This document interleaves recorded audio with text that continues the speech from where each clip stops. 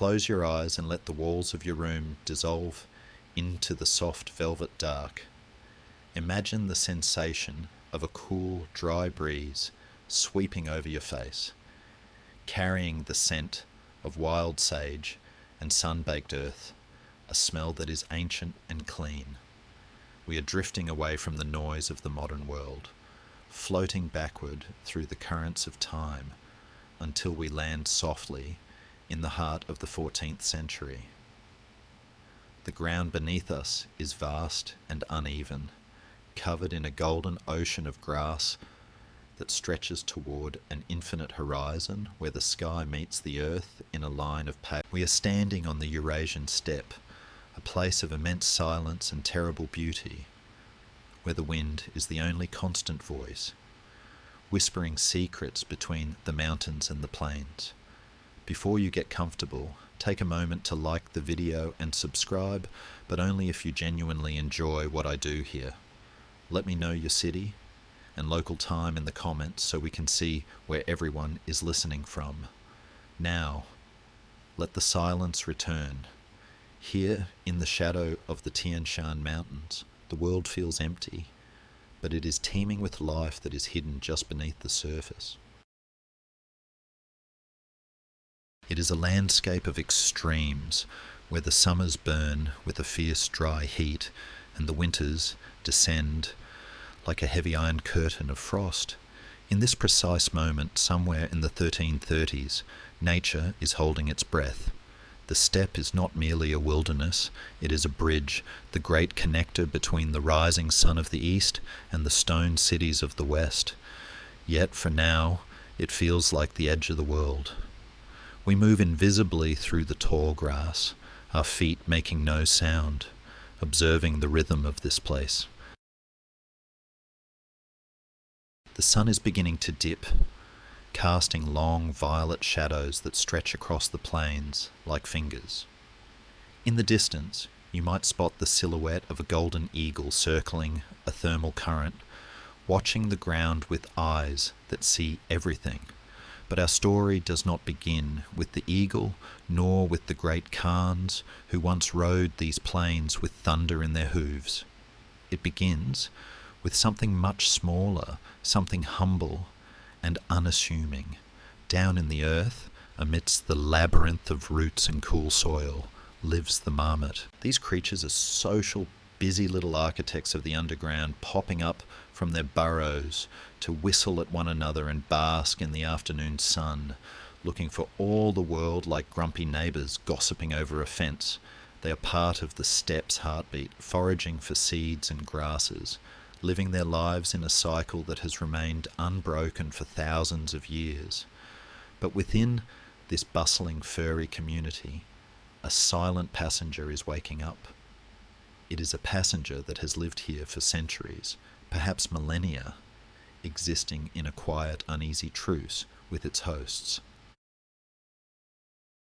We call it Yersinia pestis, a name that sounds like a whisper, but to the medieval world it has no name, no face, and no explanation.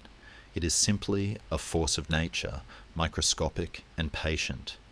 In the warm blood of the steppe rodents, the bacterium multiplies, waiting for the right moment, the right vector to expand its horizons.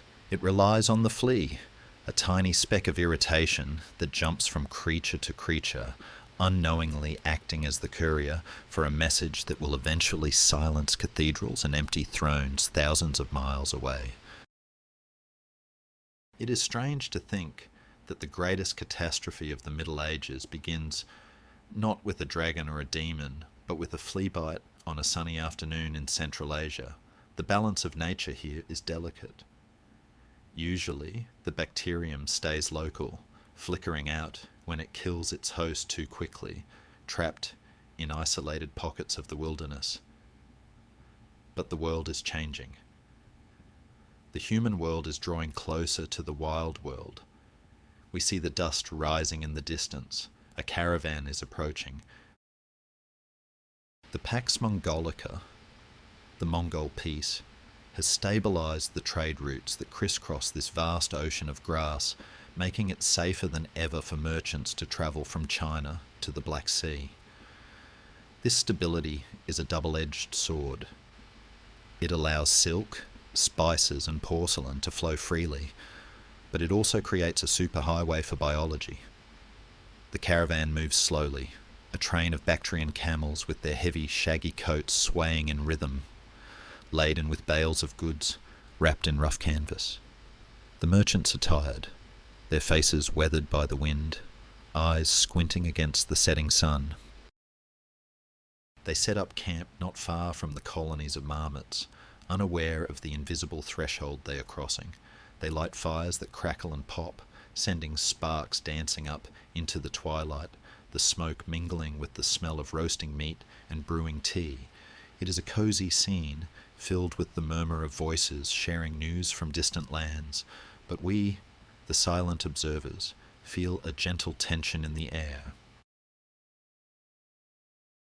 Historians still argue whether a sudden climate shift, a drying of the earth that withered the grass, forced the rodents closer to human food sources, or if it was simply the sheer volume of human traffic that bridged the gap. Whatever the cause, the connection is made. A flea, hungry and displaced, leaps from a dying marmot to a camel, or perhaps to a rat hiding in a saddlebag, or even to the soft fabric of a wool tunic. It is such a small movement, unnoticeable in the grand scheme of the steppe, yet it is the first domino in a chain that will not stop falling for decades. As the stars come out, brilliant and icy sharp above the plains, the bacterium begins its journey. It is no longer dormant, it is travelling. The caravan will move west tomorrow, seeking the markets of the Golden Horde, moving toward the Caspian Sea, toward the Volga River, toward the bustling ports where ships wait to carry goods to Europe. The men sleeping by the fire dream of profit, of home, of warm beds and hot meals. They do not know that they are the heralds of a new age. They do not know that the cargo they carry is heavier than gold and more potent than gunpowder. The beauty of the steppe at night is disarming. The silence is profound, broken only by the shifting of the camels and the low whistle of the wind. It feels peaceful, it feels eternal, and yet the biological clock has started ticking. The isolation of the bacterium is over. It has found a new vehicle, a new road, and a new destination. We watch the camp settle into slumber, the firelight dying down to glowing embers that look like red eyes in the dark. The vastness of Asia surrounds them, holding its secrets close. Nature does not act with malice, it simply acts. The flea seeks blood, the bacterium seeks to multiply, and the human seeks connection. It is a tragedy born of life simply trying to live. As the moon rises, casting a silver sheen over the sea of grass, we can almost hear the soft rhythmic footfalls of history marching westward. The silent secret of the steppe is silent no more. It is moving. It is riding the Silk Road, hidden in the fur, in the cloth, in the grain. The distance to Europe is great, measured in months of hard travel. But the plague is patient. It has time. It has the road. And as the first light of dawn begins to bleed into the sky, turning the horizon a bruised purple, the caravan begins to stir, preparing to carry its destiny toward the setting sun, toward the cities of men who believe they are safe behind their stone walls, unaware that the wind blowing from the east brings something other than the Silk Road is not a single ribbon of paved stone, but a fraying, shifting web of arteries that breathes life into the heart of the continent. We follow the caravan as it leaves the high stillness of the steppe and descends into the dust and heat of the trade routes, joining a river of commerce that has flowed for centuries. Imagine the sound first, the clanking of bronze bells tied to the necks of camels, a rhythmic, hypnotic chiming that measures out the miles in a slow, steady beat. It is the soundtrack of the medieval economy. The air here is thick with dust and the smell of animals, mingled with the dry, sweet scent of cinnamon and nutmeg drifting from the bales. We are moving through a world that is shrinking, drawn together by the desire for luxury and the necessity of coin. Under the protection of the Mongol Empire, the roads are safer than they have ever been, a historical irony that we can appreciate from our vantage point in the future. The Pax Mongolica, the Mongol peace, has lowered the toll gates and suppressed the bandits, creating a unified zone of travel from the Pacific to the Mediterranean. It is a golden age for a merchant selling bolts of blue silk or bags of pepper, but it is also the perfect storm for a biological hitchhiker. We watch as the caravan merges with others, forming a moving city of travellers. There are Venetians here, their distinct dialects cutting through the babble of Persian, Turkic and Chinese. They wear tunics stained with travel and worry about the price of grain, completely unaware that the real danger is not in the market fluctuations, but in the fur of the animals they guide so carefully. Let us look closer at the wagons and the saddlebags. Tucked away inside the rolls of fabric and the sacks of barley is the black rat. He is a clever, agile creature, the supreme opportunist of the animal kingdom. He does not mean to cause harm, he is simply hungry and fond of travel. He scampers unseen between the bales when the caravan halts for the night, seeking warmth and crumbs. He is the unintended beneficiary of human globalization. If rats had a tourism industry, this would be their grand European tour. On his back and in his blood, the bacterium thrives. It is a silent stowaway, passing from the wild rodents of the steppe to these urban travelling rats who live in the pockets of humanity. The journey is long and arduous, a test of endurance for both man and beast. Days bleed into weeks as they traverse the arid landscapes north of the Caspian Sea. The sun is a relentless hammer, beating down on the canvas covers of the wagons, turning the air inside into a stifling oven. At night, the temperature plummets, and the travellers huddle together for warmth in roadside inns called caravanseries. These are walled compounds, oases of stone and mud brick, where the world meets to sleep. Step inside one with me. The courtyard is crowded with livestock and piled high with goods. The air is smoky from dung fires, and the noise is a low, comforting hum of snoring men and chewing animals. Here, in the intimacy of the caravanserai, the separation between human and nature dissolves. Fleas hop freely from the rats nesting in the straw to the blankets of the merchants. It is a microscopic exchange of ownership, a transaction with no receipts. Historians still debate the exact speed at which the plague travelled along these routes.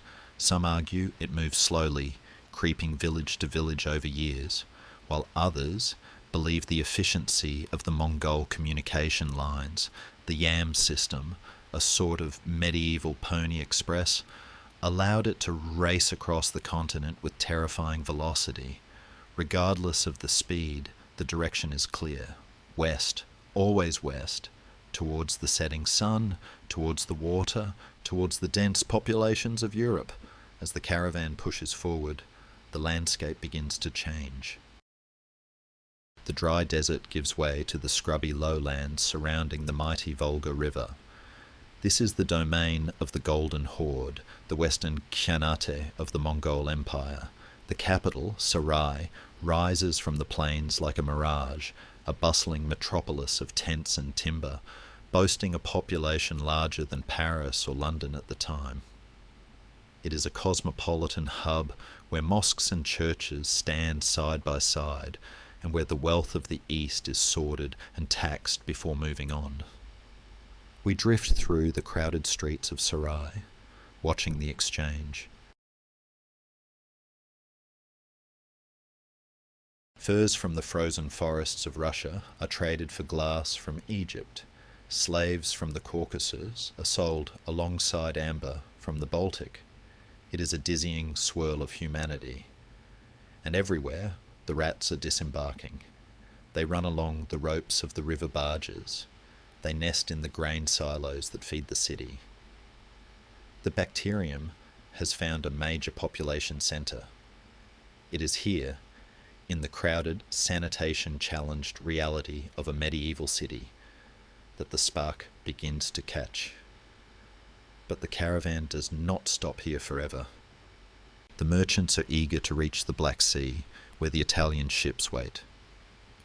The final leg of the land journey takes them toward the Crimean Peninsula, a finger of land pointing into the dark waters. The mood in the caravan lightens as they smell the salt air. The hard part is over, they think. They have survived the bandits, the weather, and the taxes. They do not realize that the sickness is already among them.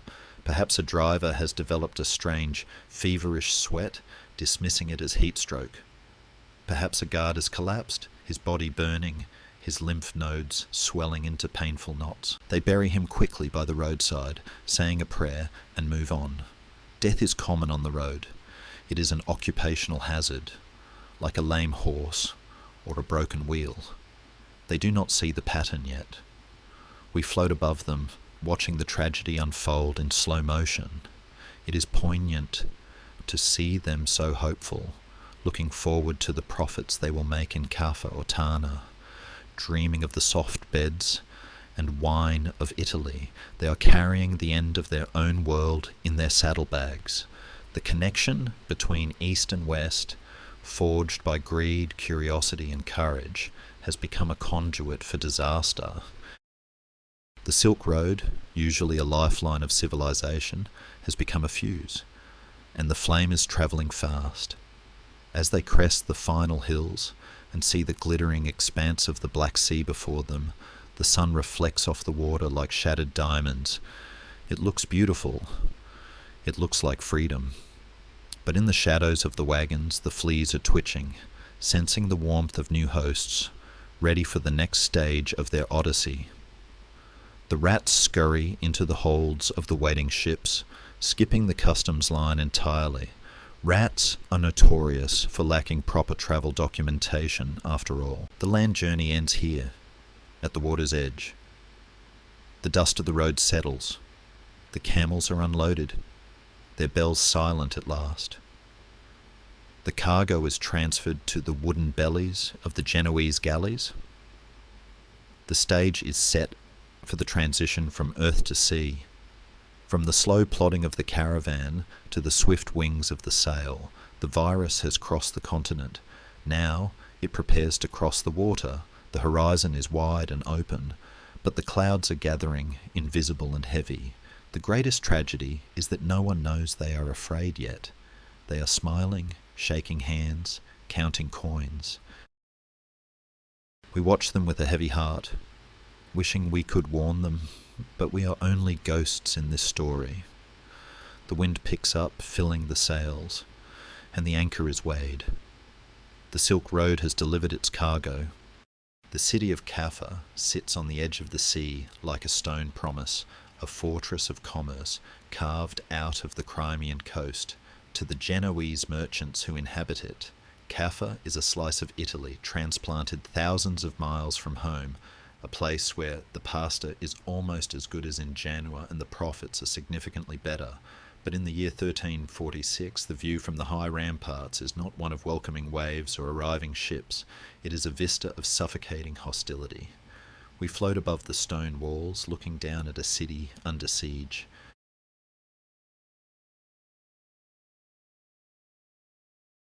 For 3 long years, the armies of the Golden Horde have encircled Kaffa, cutting it off from the land. The besiegers are led by Jani Beg, a Khan, who is growing increasingly impatient with these stubborn Italians who refuse to open their gates and surrender their wealth. Below us, the scene is one of medieval deadlock. On one side, The Genoese peer nervously through the crenellations, their crossbows wound tight, rationing their wine and bread, praying for relief from the sea. On the other side, stretching back into the hills, lies the sprawling city of tents that houses the Mongol army.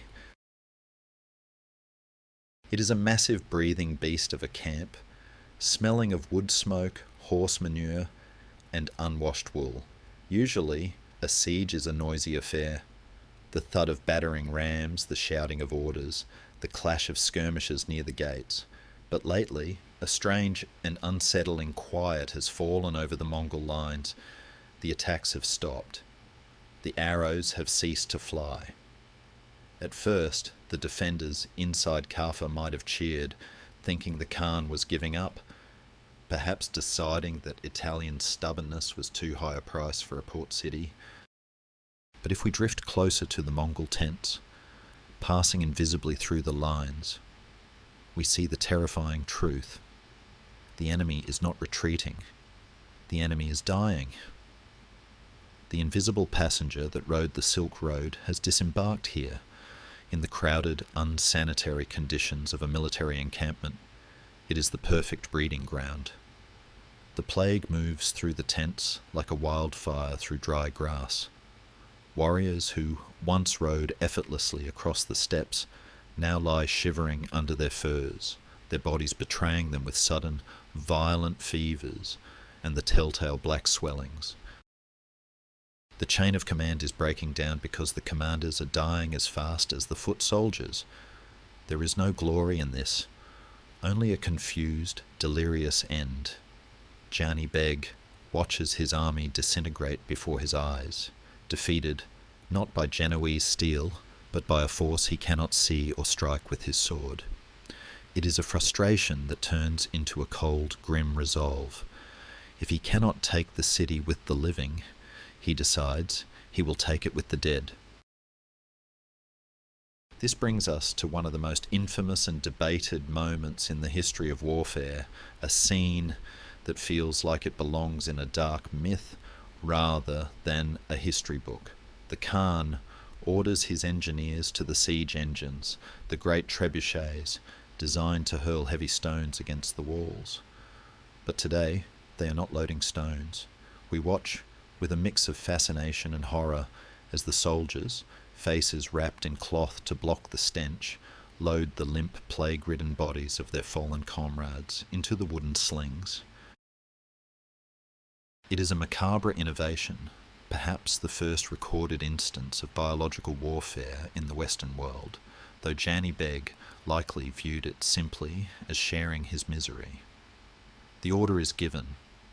The counterweights drop. The wooden arms swing up with a groan of timber and rope, and into the sky, flying in a high, tragic arc against the grey clouds, come the dead. Inside the city, the Genoese watch the objects falling from the sky. At first, there is confusion. Are they bundles of incendiary hay? Rotten meat? Then comes the sickening thud of impact against the cobblestones, and the realization spreads through the streets faster than the panic itself. The bodies of the plague victims rain down on Kaffa. They land in the market squares, crash through tiled roofs and tumble into the narrow alleys where children play. The psychological terror is absolute. The citizens rush to dump the bodies into the sea, covering their mouths, praying to saints who seem suddenly very far away. But it is too late.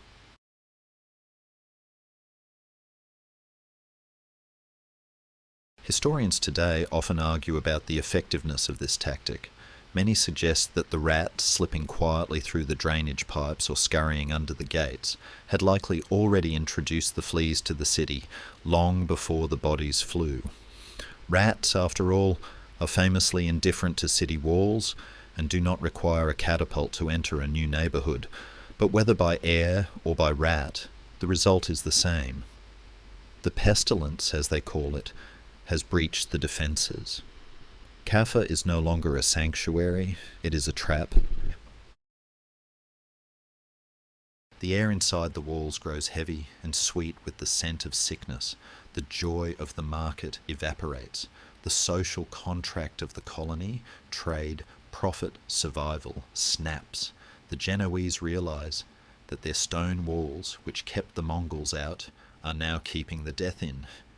Panic, the constant companion of the plague, takes the wheel. The merchants look to the harbour, to the dark, restless water of the Black Sea. There, bobbing on the tide, lie their galleys, beautiful, sleek ships, built for speed and cargo. They represent the only escape. A frenzy. It is a scene of desperate evacuation, not unlike the fall of Troy, but the enemy is within the blood, not hiding in a wooden horse. Wealthy merchants bribe their way onto vessels. Sailors shove aside the pleading crowds to cast off the lines. They leave behind their homes, their unfinished ledgers, and their friends, driven by the primal urge to flee. They believe that if they can just get to the open sea, if they can just put miles of clean, salty water between them and the cursed city, they will be safe. They believe they can outrun the wind. 12 galleys manage to slip the moorings. The oars dip into the water, churning the dark waves, pulling the ships away from the shadow of the death-filled city. As Kaffa recedes into the distance, shrinking to a speck on the horizon, the sailors breathe a sigh of relief. They feel the fresh sea breeze on their faces. They are going home to Italy, to the sun-drenched piazzas of Genoa and Venice and Messina. They think they have escaped, but we, floating silently above the masts, know better. We see what they cannot. We see the rats nesting in the coils of rope below deck. We see the fleas hiding in the woolen cloaks of the sailors who are currently toasting their survival. We see the sailor in the corner, rubbing a tender swollen lump on his neck, telling his shipmates it is just a bruise from the loading chaos. They are not escaping the plague. They are the plague. They are carrying it with them, hermetically sealed in wooden hulls, preserving it across the miles of water. The siege of Kaffa has ended, not with a treaty, but with a dispersal. The explosion has occurred, and now the shrapnel is flying across the sea, aimed straight at the heart of Europe. The sun sets over the Black Sea, painting the water in hues of bruised purple and charcoal grey, a funeral shroud for the world that is about to disappear. The ships sail on, lonely specks in the vastness of the water, guided by the stars, moving relentlessly toward a destiny that will change the genetic history of humanity. The silence of the open ocean surrounds them, peaceful and deceptive, masking the terrible cargo that sleeps beneath the deck.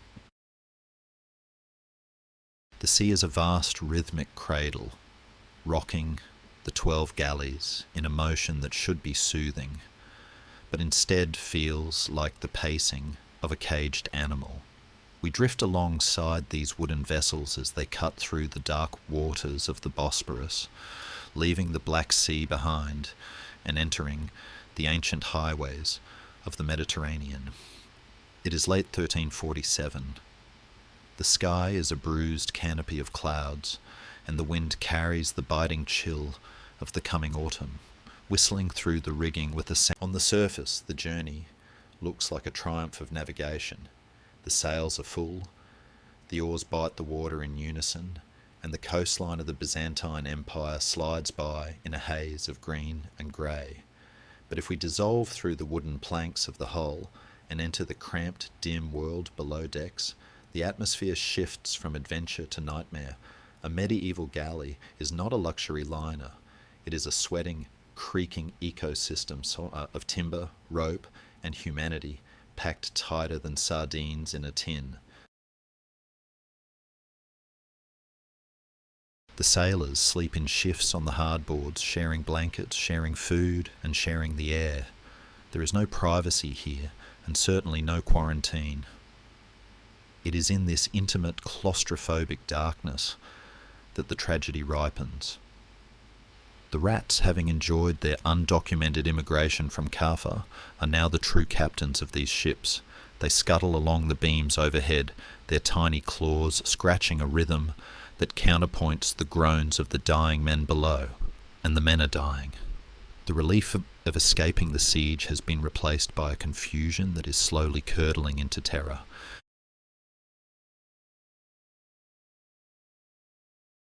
At first, it was just a headache, a stiffness in the joints that the sailors blamed on the damp sea air or the hard labour of rowing. Just a touch of the vapours, they might have joked, passing a wineskin around, unwittingly sealing their fate with every shared sip. But then came the swellings. In the flickering light of the oil lamps, we see men huddled in corners, clutching their necks and groins, their eyes wide with a feverish, glassy sheen. They are delirious, muttering names of saints and loved ones back in Genoa, unaware that they will never see the lighthouse of their home port again. The sickness moves with terrifying efficiency in the closed loop of the ship. A sailor coughs, and the droplets hang in the stagnant air, inhaled by the man sleeping 3 feet away. The fleas, sensing the drop in body temperature of a dying host, abandon the cold skin for the warm blood of the living, hopping from the dead to the doomed in a microscopic game of leapfrog. It is a biological closed circuit. Historians often debate how these ships managed to sail as far as they did.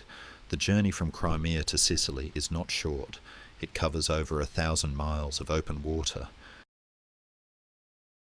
Some scholars suggest the ships must have stopped at Constantinople or Greece for supplies, leaving pockets of infection behind them like breadcrumbs, while others argue the terror on board was so great that no port would let them dock, forcing them to sail on until they either reached home or the wind gave out.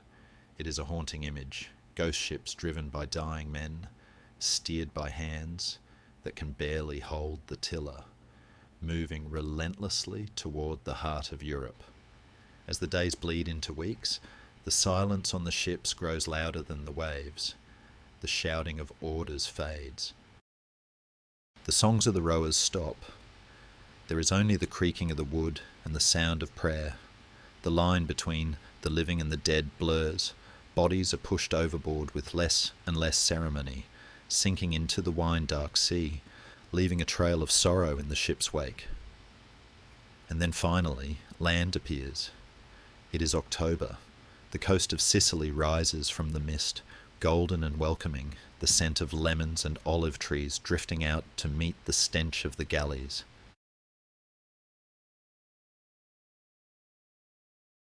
The port of Messina is a bustling, vibrant gateway to the west, a city of white stone and red tiles, teeming with merchants, fishermen, and families going about their daily lives. We hover over the harbour as the 12 galleys drift in. To the people of Messina, these ships look like salvation, trade, news, wealth arriving from the east. They do not see the erratic way the ships handle the current. They do not see the lack of activity on the decks. They see only the familiar flags of Genoa. The dock workers rush to the pier, eager to catch the ropes, shouting greetings that go unanswered. It is a moment of supreme tragic irony. The city opens its arms to embrace its own destruction. As the gangplanks are lowered, the truth staggers off the ships. The few sailors left standing are walking corpses, their skin black with necrosis, their breath rattling in their chests. They tumble onto the stones of the quay, pleading for water, for a priest, for help. The Messinians recoil. The jovial noise of the harbour dies instantly, replaced by a collective gasp of horror. They see the bodies piled on the decks. They smell the sickly sweet odour of advanced decay that rolls off the ships like a fog. The reaction is human and heartbreaking. The initial instinct is to help, to comfort the sick, to offer aid. But as the first brave souls step forward to support the stumbling sailors, the invisible baton is passed, the fleas jump, the breath is shared, the contact is made. The port of Messina has just become ground zero for the Black Death in Western Europe. It takes only a few days for the reality. The city officials, realizing too late the nature of the sickness that has arrived, order the ships to be expelled. They are towed back out to sea, set adrift or burned, but the gesture is futile. It is like trying to catch smoke with a net. The rats have already scurried down the ropes and into the warehouses of the port. The sailors have already mingled with the dockhands. The Pandora's box has been opened, and it cannot be closed. We watch the scene shift from the harbour to the city streets. The infection spreads from the waterfront into the winding alleys of Messina with the speed of a rumour. It enters the taverns where sailors drink. It enters the markets where grain is sold. It enters the homes where families sleep. The calm rhythm of Sicilian life is shattered. The church bells begin to ring, first for individual funerals, then in a constant mournful tolling that seems to never end. The people of Messina feel a profound sense of betrayal. The sea, which has always been their provider, their road to the world, has turned against them. They look at the blue water with new suspicion. The beautiful, sparkling Mediterranean has delivered a monster. We linger for a moment in the bedroom of a wealthy merchant who bought silk from one of the ships. He lies in his fine bed, surrounded by the best doctors money can buy, who are helplessly poking at his buboes with herbal wands.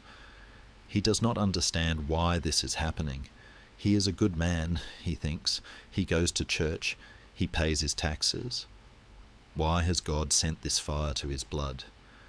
It is the question that will echo across the continent for the next 5 years.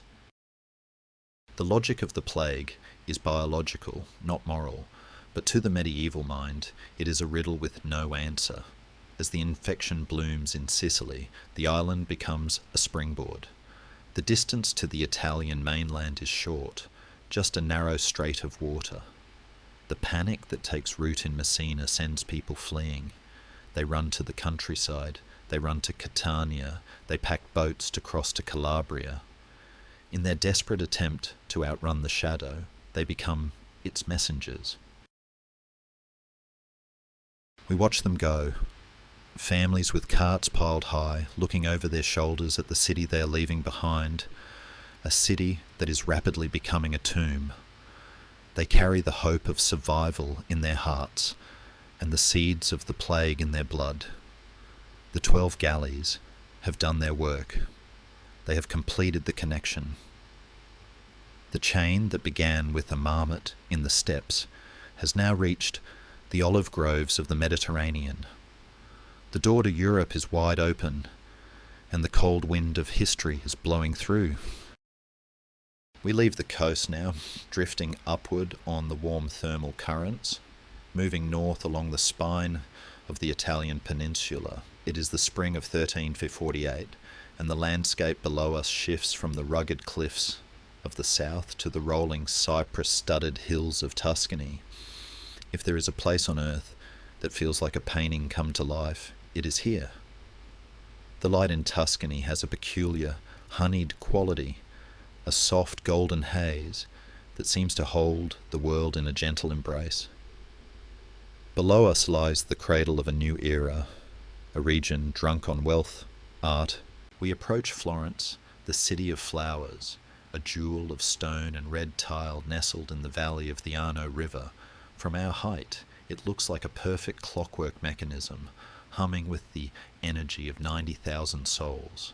The great cathedral, the Duomo, is under construction, its walls rising in bands of green and white marble, a testament to human ambition and the profits of the wool trade. It is a city of bankers and poets, where the florin is the currency of Europe, and the vernacular poetry of Dante is still fresh on people's lips. But as we descend toward the Palazzo Vecchio, the heart of the city, we notice that the clockwork has jammed. The hum of commerce has been replaced by a terrified silence. broken only by the rumble of wheels on cobblestones, the carts of the dead. The plague has travelled up from the coast, hitching a ride on the barges of the Arno, arriving in Florence with the spring flowers. It is here, in the dense, vertical urbanity of a medieval metropolis, that the Black Death finds its most dramatic stage. The historian and writer Giovanni Boccaccio is down there somewhere, watching his city crumble. He will later write the Decameron, a collection of stories told by young people fleeing this very nightmare, and his observations provide us with a window into the apocalypse. He tells us that the plague in Florence is not just a medical event, it is a social solvent.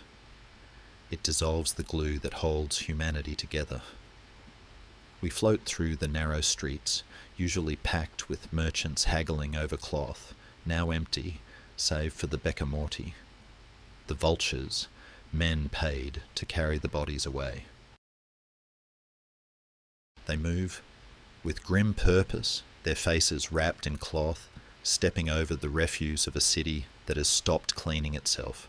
The tragedy of Florence is intimate. It is happening inside the thick stone walls of the palazzos. We drift through an open window into a merchant's home. The table is set for dinner, silver spoons resting on fine linen, but the chairs are empty. The food has gone cold. Boccaccio famously wrote that men and women ate lunch with their kin and dinner with their ancestors in paradise. It is a chilling line, but it captures the terrifying speed of the disease. In the morning you are arguing about the price of wine. By evening you are a memory. The social order is inverted.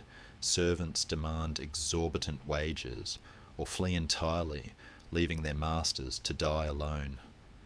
The bonds of family, held sacred in Italian culture, are tested and broken. We see fathers refusing to visit sick sons, brothers abandoning sisters, fueled by a primal fear that overrides love.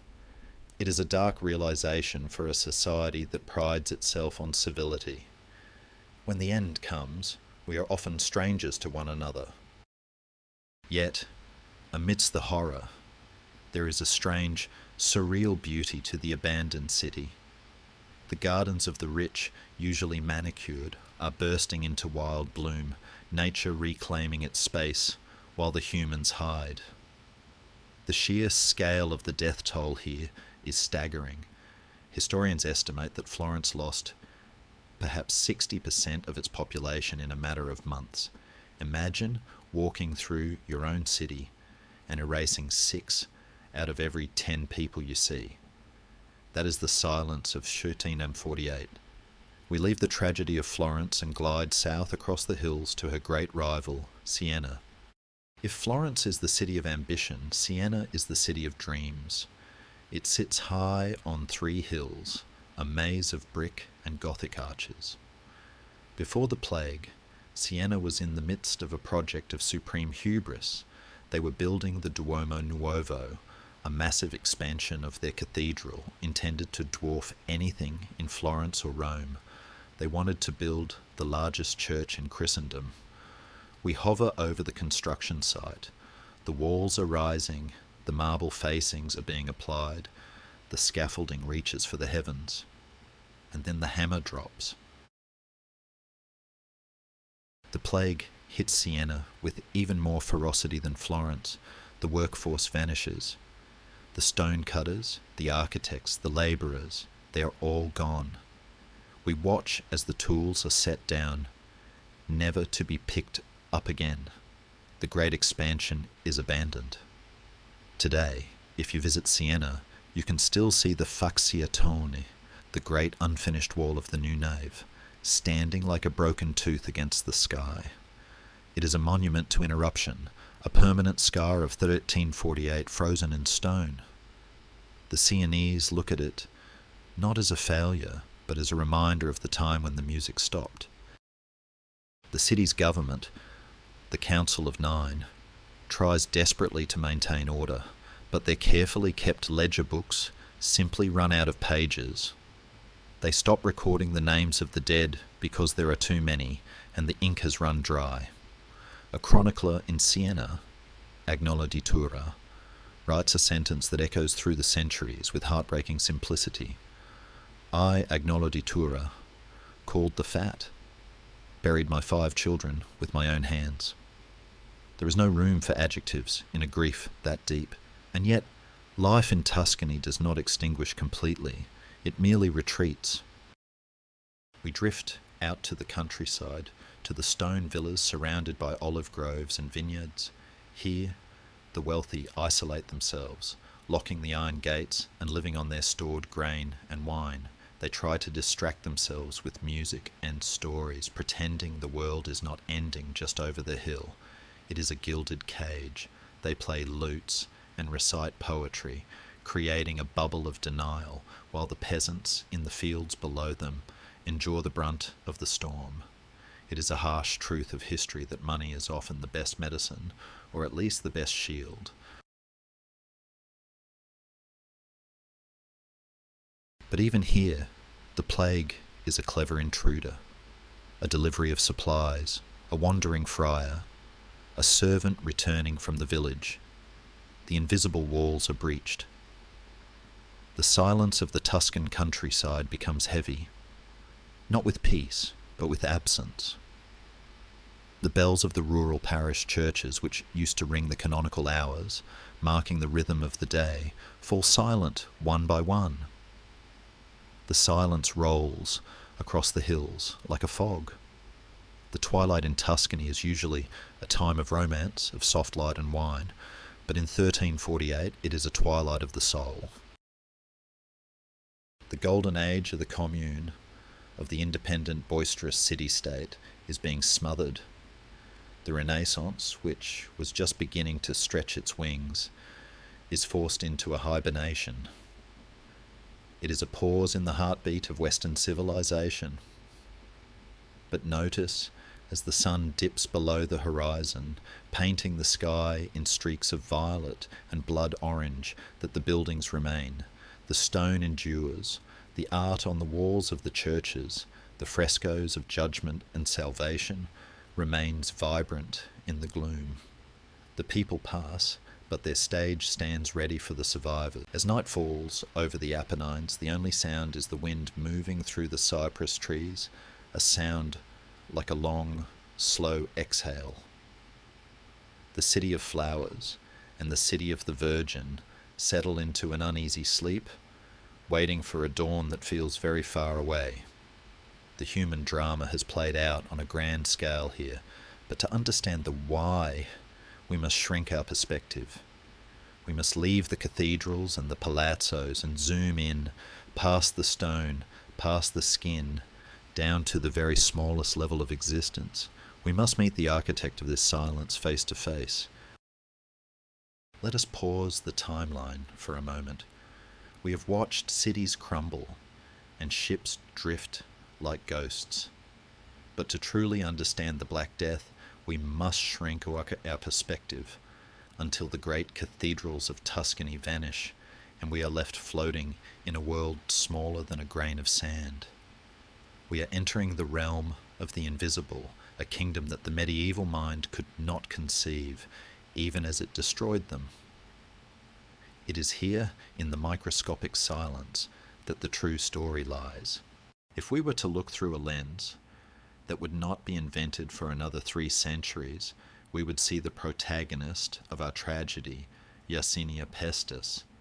It is a bacterium, rod-shaped and motionless, looking deceptively harmless, like a tiny discarded capsule. It does not have a brain, or a heart, or a desire to kill. It simply has a biological directive to multiply. It is an ancient organism, a survivor from the dawn of time, and in the mid-14th century, it found the perfect mechanism to conquer the world. That mechanism is the flea, specifically Xenocilla chaopus, the rat flea. To us, the flea is a nuisance. To the bacterium, it is a vessel. And here lies one of the most grotesque and fascinating mechanisms in nature, a tragic biological accident that drove the plague. When the flea ingests the blood of an infected rat, the bacteria multiply in the flea's foregut. They grow so thick that they form a solid, living plug, blocking the flea's stomach. The flea begins to starve.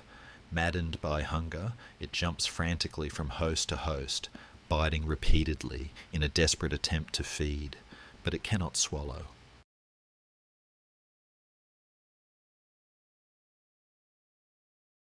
Instead, as it tries to suck blood, it vomits the bacteria-laden obstruction back into the bite wound. The flea is not a soldier, it is a victim, driven by starvation to be the most efficient killer on the planet. It is a terrifyingly elegant system. The more the flea starves, the more it spreads the infection. The primary host, of course, is the black rat, Rattus rattus. We must not judge him too harshly. He is an agile, intelligent climber who loves the same things humans love: grain, warmth, and shelter. In the Middle Ages, rats were not just pests. They were constant companions, living in the thatched roofs, which is why we have the phrase raining cats and dogs. Animals would sometimes fall through the rotting thatch, nesting in the walls and running along the rafters of the great halls. They were the unseen roommates of Europe. But the plague kills rats just as surely as it kills humans. And this is the tipping point. When the rat colony begins to die off, the fleas are left cold and homeless. They smell the warm carbon dioxide of a sleeping human, the nearest available heat source. And so the jump is made, from the floor to the bed, from the rodent to the master of the house. This is the moment the bubonic plague begins.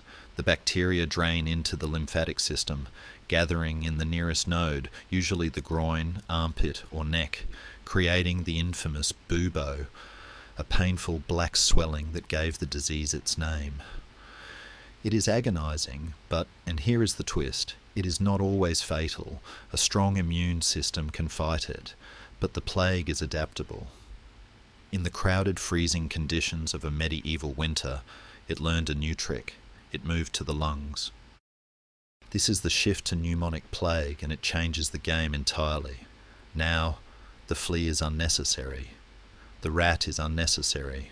All that is required is a cough. We visualize a crowded tavern, the air thick with smoke and conversation.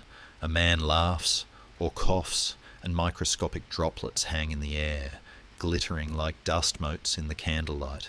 Another man breathes them in. The infection bypasses the lymph nodes and attacks the lungs directly. This form is almost 100% fatal, and it kills quickly, sometimes in 24 hours. This is how the plague moves so fast, outrunning the rats, jumping from village to village on the breath of travellers. It explains why entire households would die in days, why priests, whispering last rites, would collapse across the bodies of the dying. The disease had become airborne. It had become part of the very atmosphere of life. Now, imagine being a scholar in 1348 trying to explain this. You have no concept of germs, no microscopes, no biology. You look at the world through the lens of Aristotle and the Church. You see birds falling from the sky. You see unburied bodies rotting in the sun. You smell the stench of death. The conclusion is logical, if incorrect. The air itself has become corrupt. This is the theory of miasma. The medieval experts believed that a poisonous mist, a heavy vapour rising from the earth or released by earthquakes, was corrupting the pneuma, the vital spirit of the body. They weren't entirely wrong. After all, staying away from bad air, social distancing, actually helped, even if the reasoning was flawed. But they looked even higher for the ultimate cause. In 1345, 3 years before the horror reached its peak, astronomers at the University of Paris noticed a grand conjunction of Saturn, Jupiter, and Mars in the sign of Aquarius. Saturn is the cold, reaping planet. Mars is the planet of war and fever. Jupiter is the amplifier. To the medieval astrologer, this was a cosmic alarm bell ringing in the heavens. It was a sign that the universe was out of balance, that God was permitting a great chastisement. It is touching, in a way, to think of these learned men in their towers, squinting at the stars, doing complex mathematics to explain why their neighbours were dying, when the answer was hiding in the straw at their feet. Historians still debate how much medieval medicine actually helped or hurt. The remedies were a mix of desperation and folklore. Physicians prescribed theriac, a complex ancient treacle made of up to 60 ingredients, including snake flesh and opium, aged for years. It was the wonder drug of the age, likely useless against the plague, but excellent for making the patient feel pleasantly numb while they died. They recommended carrying posies of flowers or pomanders of aromatic herbs to ward off the miasma, a practice memorialized in the nursery rhyme Ring Around the Rosy, with its pocket full of posies. They bled patients to balance their humours, which only weakened them. They lanced the buboes, which was incredibly painful, but ironically, sometimes actually saved the patient by draining the infection, though the doctor usually died from the exposure. It was a time of groping in the dark. Science was not a method of inquiry, it was a reverence for old books, and the old books had no chapter for this. The Black Death was an anomaly, a monster that broke the rules of Galen and Hippocrates. This gap between the reality of the microbe and the perception of the human created a unique psychological horror. You could not see your enemy. You could not fight it with a sword. It could be in the handshake of a friend, the kiss of a spouse, the touch of a piece of cloth. It made the world feel treacherous. Every breath was a gamble. The invisible world had declared war on the visible world, and the visible world was losing. As we float here, observing the mechanism of the flea and the desperate calculations of the astrologers, we feel a strange empathy for both. The flea is just hungry. The human is just scared. Both are caught in a cycle of biology. It is a reminder that history is not just made by kings and armies. It is made by proteins and enzymes, by weather patterns and mutations. The greatest killer in human history was not a tyrant, but a bacterium looking for a home. And as the mnemonic form takes hold, transforming the plague from a visitor to a resident, the shadow stretches longer. We must leave the microscope now and return to the macro world, where the most powerful man in Christendom is about to face this invisible army.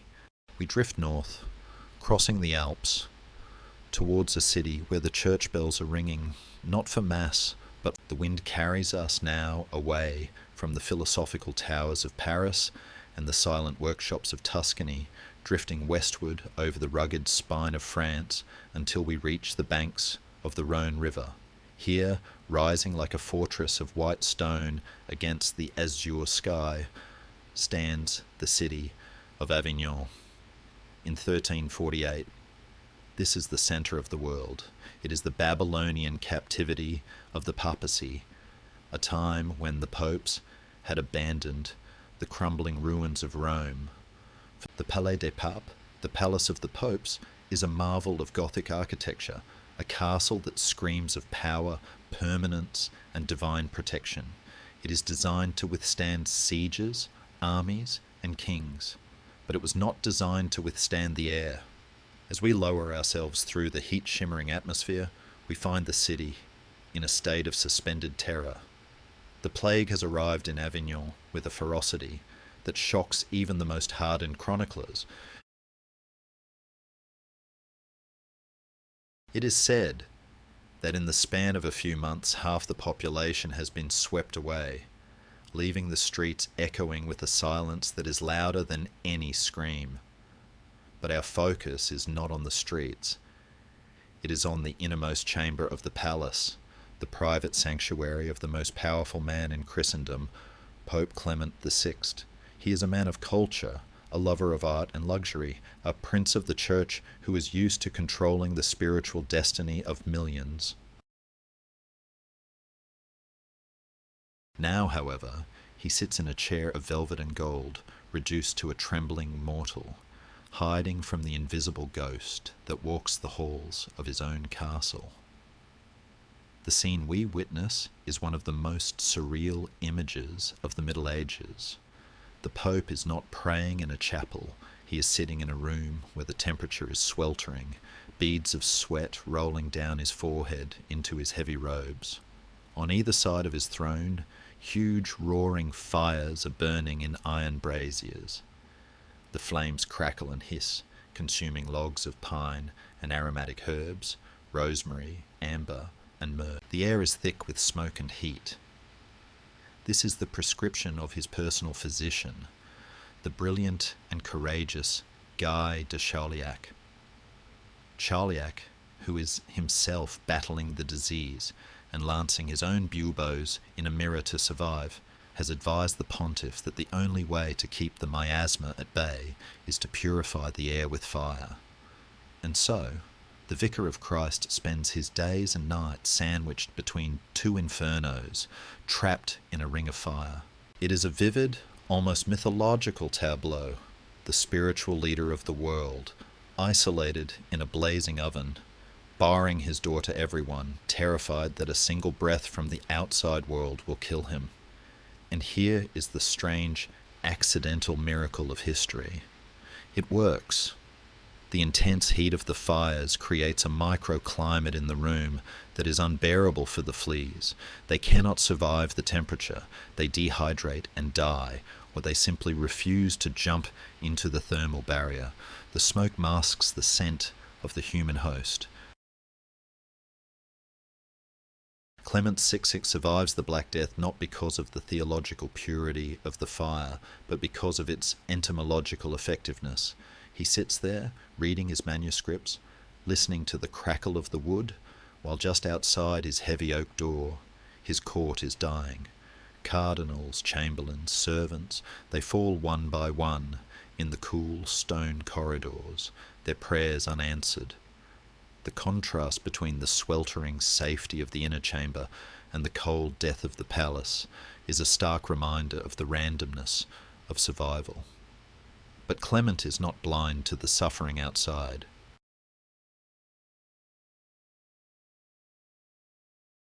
From his window, through the haze of heat, he looks down at the Rhône River.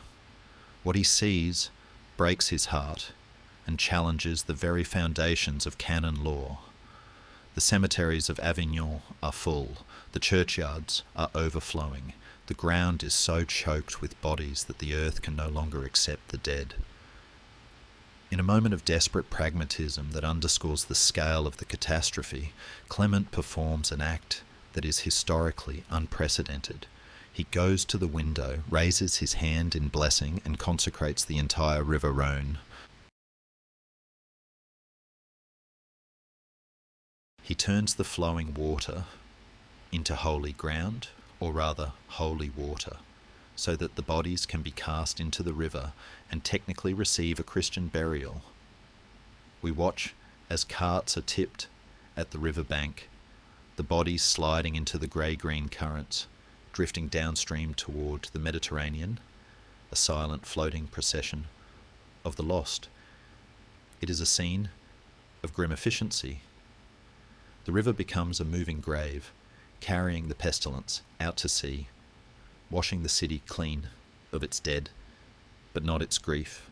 The psychological impact of this on the Pope and on Europe is profound. If the Pope himself must hide between fires, if the Vicar of Christ cannot command the plague to stop, then what is the nature of God's anger? Historians often point to Avignon as the moment the absolute, unquestioned authority of the Church began to crack. It wasn't a sudden break, but a hairline fracture in the foundation. The people saw their priests dying, their Pope hiding, and their prayers failing. The flagellants begin to appear in the streets below the palace, lines of men whipping themselves with knotted cords, chanting hymns, trying to do the work of penance that they feel the church has failed to do. Clement, to his credit, eventually condemns them, realizing that their hysteria is spreading panic and violence, particularly against the Jewish communities whom he tries to protect with papal bulls. But the chaos is hard to contain. The structure of the world is melting in the heat of the plague. We stay for a moment longer in the sweltering room with Clement. He is lonely. The heat is exhausting. The smoke stings his eyes. He is the lonely survivor of a shipwreck, floating on a raft of gold while the ocean swallows everything he knows. He will emerge from his ring of fire when the summer fades, a changed man, ruling over a changed church. The wealth of the dead pours into the papal coffers, bequests from terrified souls trying to buy salvation, making the Avignon papacy richer than ever, yet spiritually poorer. The paradox of Avignon is the paradox of the plague itself. It destroys and it enriches. It purifies and it corrupts. The fire burns low in the braziers, the embers pulsing with a dull red glow. The Pope nods off to sleep in his chair, the heavy silence of the palace pressing in on the room. The immediate danger in Avignon begins to pass as the weather cools and the fuel, the human population, burns out. But the disease is not finished with its tour of Europe. It is finished with the South. It has feasted on the Mediterranean. Now, it looks north. It looks across the narrow channel of water that separates the continent from the green, sheep-dotted island of England. The fire of Avignon fades behind us, replaced by the cool, damp fog of the English Channel. A ship is crossing the water, carrying a cargo of Gascon wine and a destiny that will rewrite the history of the British Isles. The arrow is flying towards England, and there is no shield to stop it. We leave the heat-shimmering walls of Avignon and drift northward, carried by the Mistral wind, until it softens into the cool, damp breeze of the Atlantic. Below us, the English Channel churns, a stretch of grey water that has long served as a moat defensive, protecting the island nation from the armies of the continent. The English feel safe behind this wall of waves. It is the summer of 1348, and the mood in the Kingdom of England is one of triumphant confidence. Just 2 years prior, King Edward III's longbowmen decimated the French nobility. The English are drunk on victory, looting French gold and convinced that God is an Englishman. They believe their arrows are the deadliest things in the world. They are wrong. We lower our gaze to a small, unassuming ship struggling against the tide, heading toward the Dorset coast. It is not a warship. It is a humble merchant vessel, a cog with a rounded hull, sitting low in the water, heavy with casks of fine Gascon wine from Bordeaux. The sailors are looking forward to land, to a pint of ale that doesn't taste like brine, and to the embrace of their wives. They do not know that they are the delivery mechanism for a disaster that will kill more English people than every war in the next 500 years combined. The ship navigates the sandbanks and glides into the harbour of Melcombe Regis, known today as Weymouth.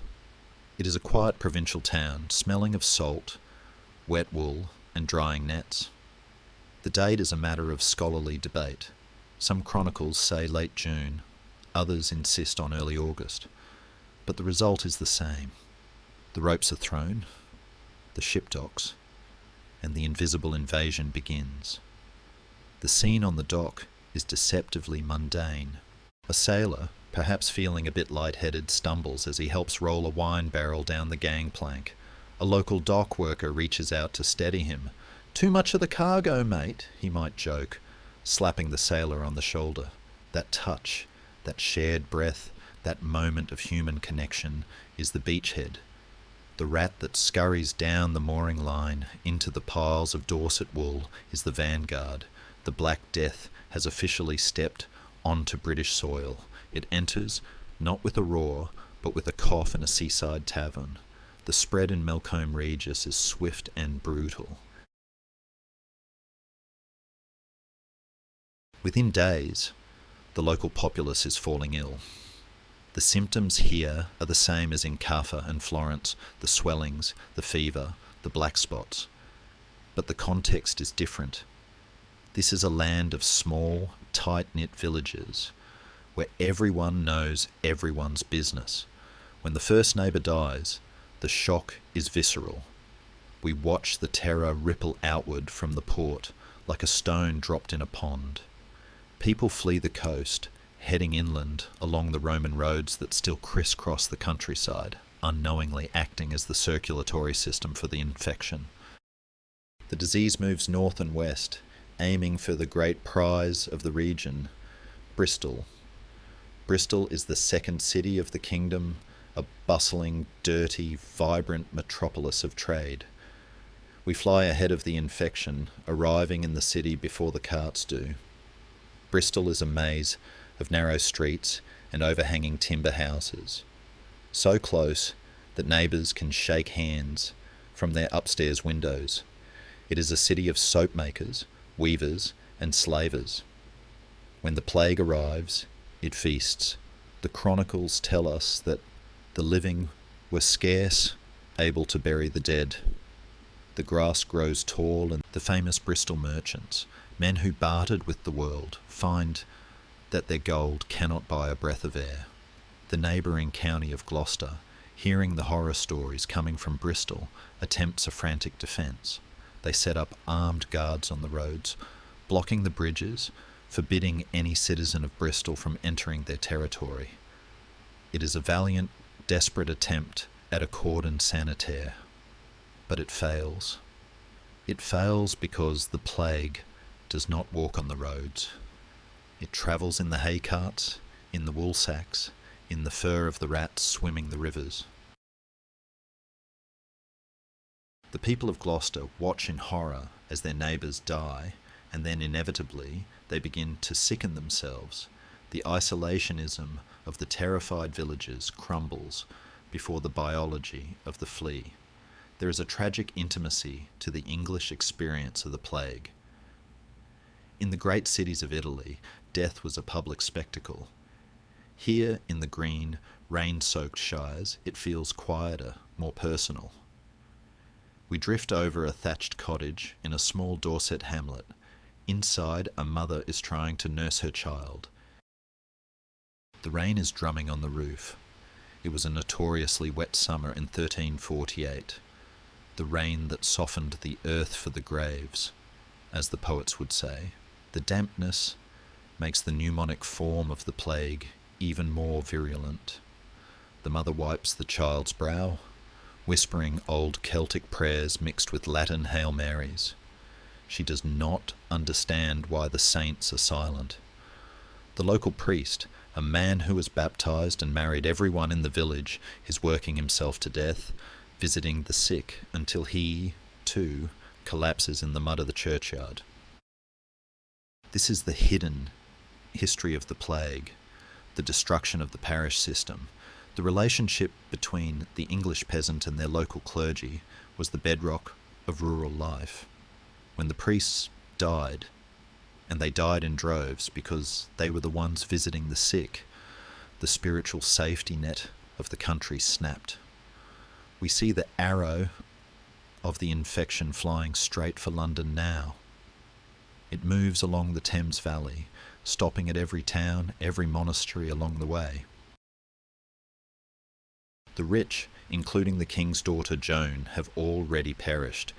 Though she died in Bordeaux, her death sent a shockwave of realization through the royal family. King Edward III, realizing the arrow is aimed at his capital, retreats to his country estates, moving his court restlessly, trying to stay one step ahead of the phantom. But the arrow is faster. By November, it strikes London. The great city, the flower of cities all, becomes a charnel house. We will visit London properly in a moment, but for now let us pause on the road to the capital. We see a group of travellers, not merchants this time, but pilgrims. They are walking toward Canterbury, hoping that the shrine of St. Thomas Becket will offer protection. They wear lead badges and carry candles. They are walking through a landscape that is rapidly emptying. The sheep, untended, wander into the cornfields. The crops, ripe for the harvest, stand rotting on the stalk because there are no hands to hold the scythe. The golden labourer is vanishing, leaving the land to return to the wild. It is strange to observe the resilience of nature amidst the collapse of humanity. The English countryside has never looked more lush. The rain has made the grass an emerald green. The birds are singing loudly, undisturbed by the lack of human traffic. The plague is a disaster for Homo sapiens, but for the skylark and the badger, it is a time of quiet expansion. We see a fox trotting boldly down the main street of a deserted village, sniffing at a doorway where a family lies dead inside. The natural world is indifferent to our tragedy. It simply moves in to fill the vacuum. This juxtaposition, the stunning beauty of the English autumn against the hideous reality of the buboes, is the defining aesthetic of the plague in Britain. It is a pastoral apocalypse. As the winter of 1348 draws in, the days grow short and the nights long and cold. The great mortality, as they call it here, settles in for the season. The English, who thought their island status would save them, realise they are trapped. The sea that protects them also confines them. There is nowhere to run. The arrow has struck, and the wound is deep.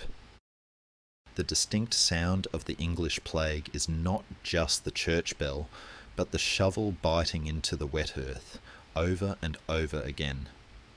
We float above the road to London, watching the fog roll in, obscuring the path ahead. The capital is waiting, a dense knot of humanity about to be unravelled. The silence of the countryside is behind us. Ahead lies the roar of a city dying. The arrow has found its... We drift down the Thames now, gliding through the thick, swirling fog that clings to the river like a damp grey shroud. It is the winter of 1348, and we are approaching the beating heart of the kingdom, the city of London.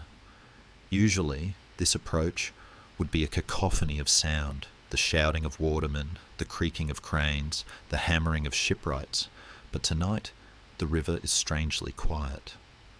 The water laps against the wooden pilings of the docks with a hollow, lonely sound.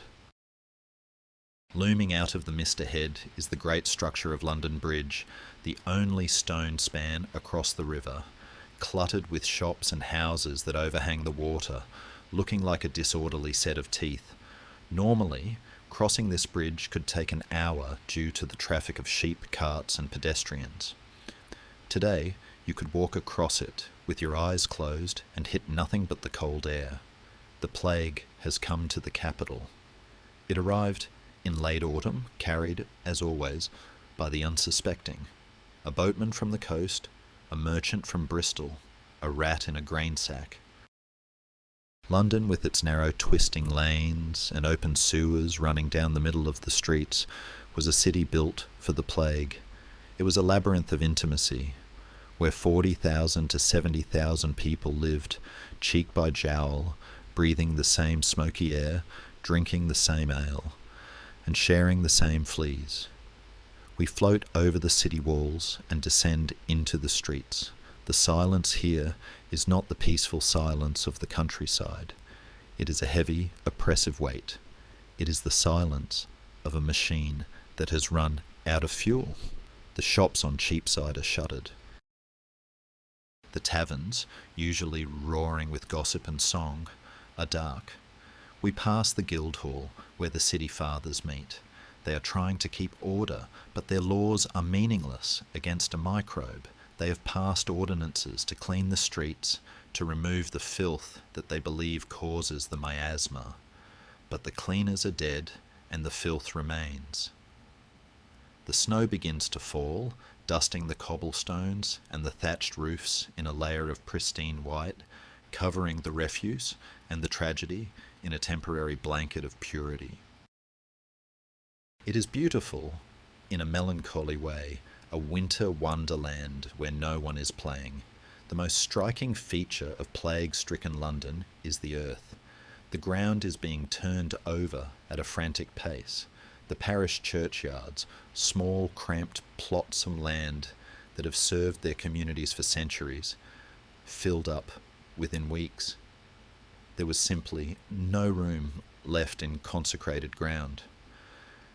This led to one of the most poignant developments of the Black Death, the emergency cemeteries. We drift towards East Smithfield, just outside the city walls. Here, we see a scene that historians and archaeologists have only recently begun to fully understand. For years, the popular image of a plague pit was a chaotic, disrespectful dumping ground where bodies were thrown in heaps. But the earth tells a different story. When archaeologists excavated the East Smithfield plague pits, they found something heartbreakingly human. Order. The bodies were not thrown, they were stacked. They were laid out in neat rows, 5 deep, with a layer of earth between each level. Even in the midst of the apocalypse, with the world ending around them, the Londoners tried to maintain dignity. They tried to give their neighbours, their parents, and their children a respectful rest. It is a testament to the resilience of the human spirit, the refusal to let chaos win completely. We see the figure of Sir Walter Manny, a wealthy nobleman and hero of the French wars. While others are fleeing to their country estates, he is here, riding through the desolate streets. He sees the bodies piling up and does something extraordinary. He buys a plot of land, Spitalfields, and dedicates it to the dead. He pays for the burials out of his own pocket. It is an act of philanthropy in the face of horror. Later, a Carthusian monastery will be built here, a place of silent prayer to watch over the silent city. But for now, it is just a field of fresh earth and snow. The psychological toll on the city is immense. The institutions that define London life, the guilds, the law courts, the church, are paralysed. The Court of Common Pleas closes its doors.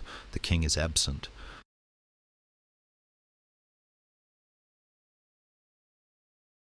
The Bishop of London, Ralph Stratford, is doing his best, buying another plot of land which he calls no man's land, but the spiritual crisis is deepening.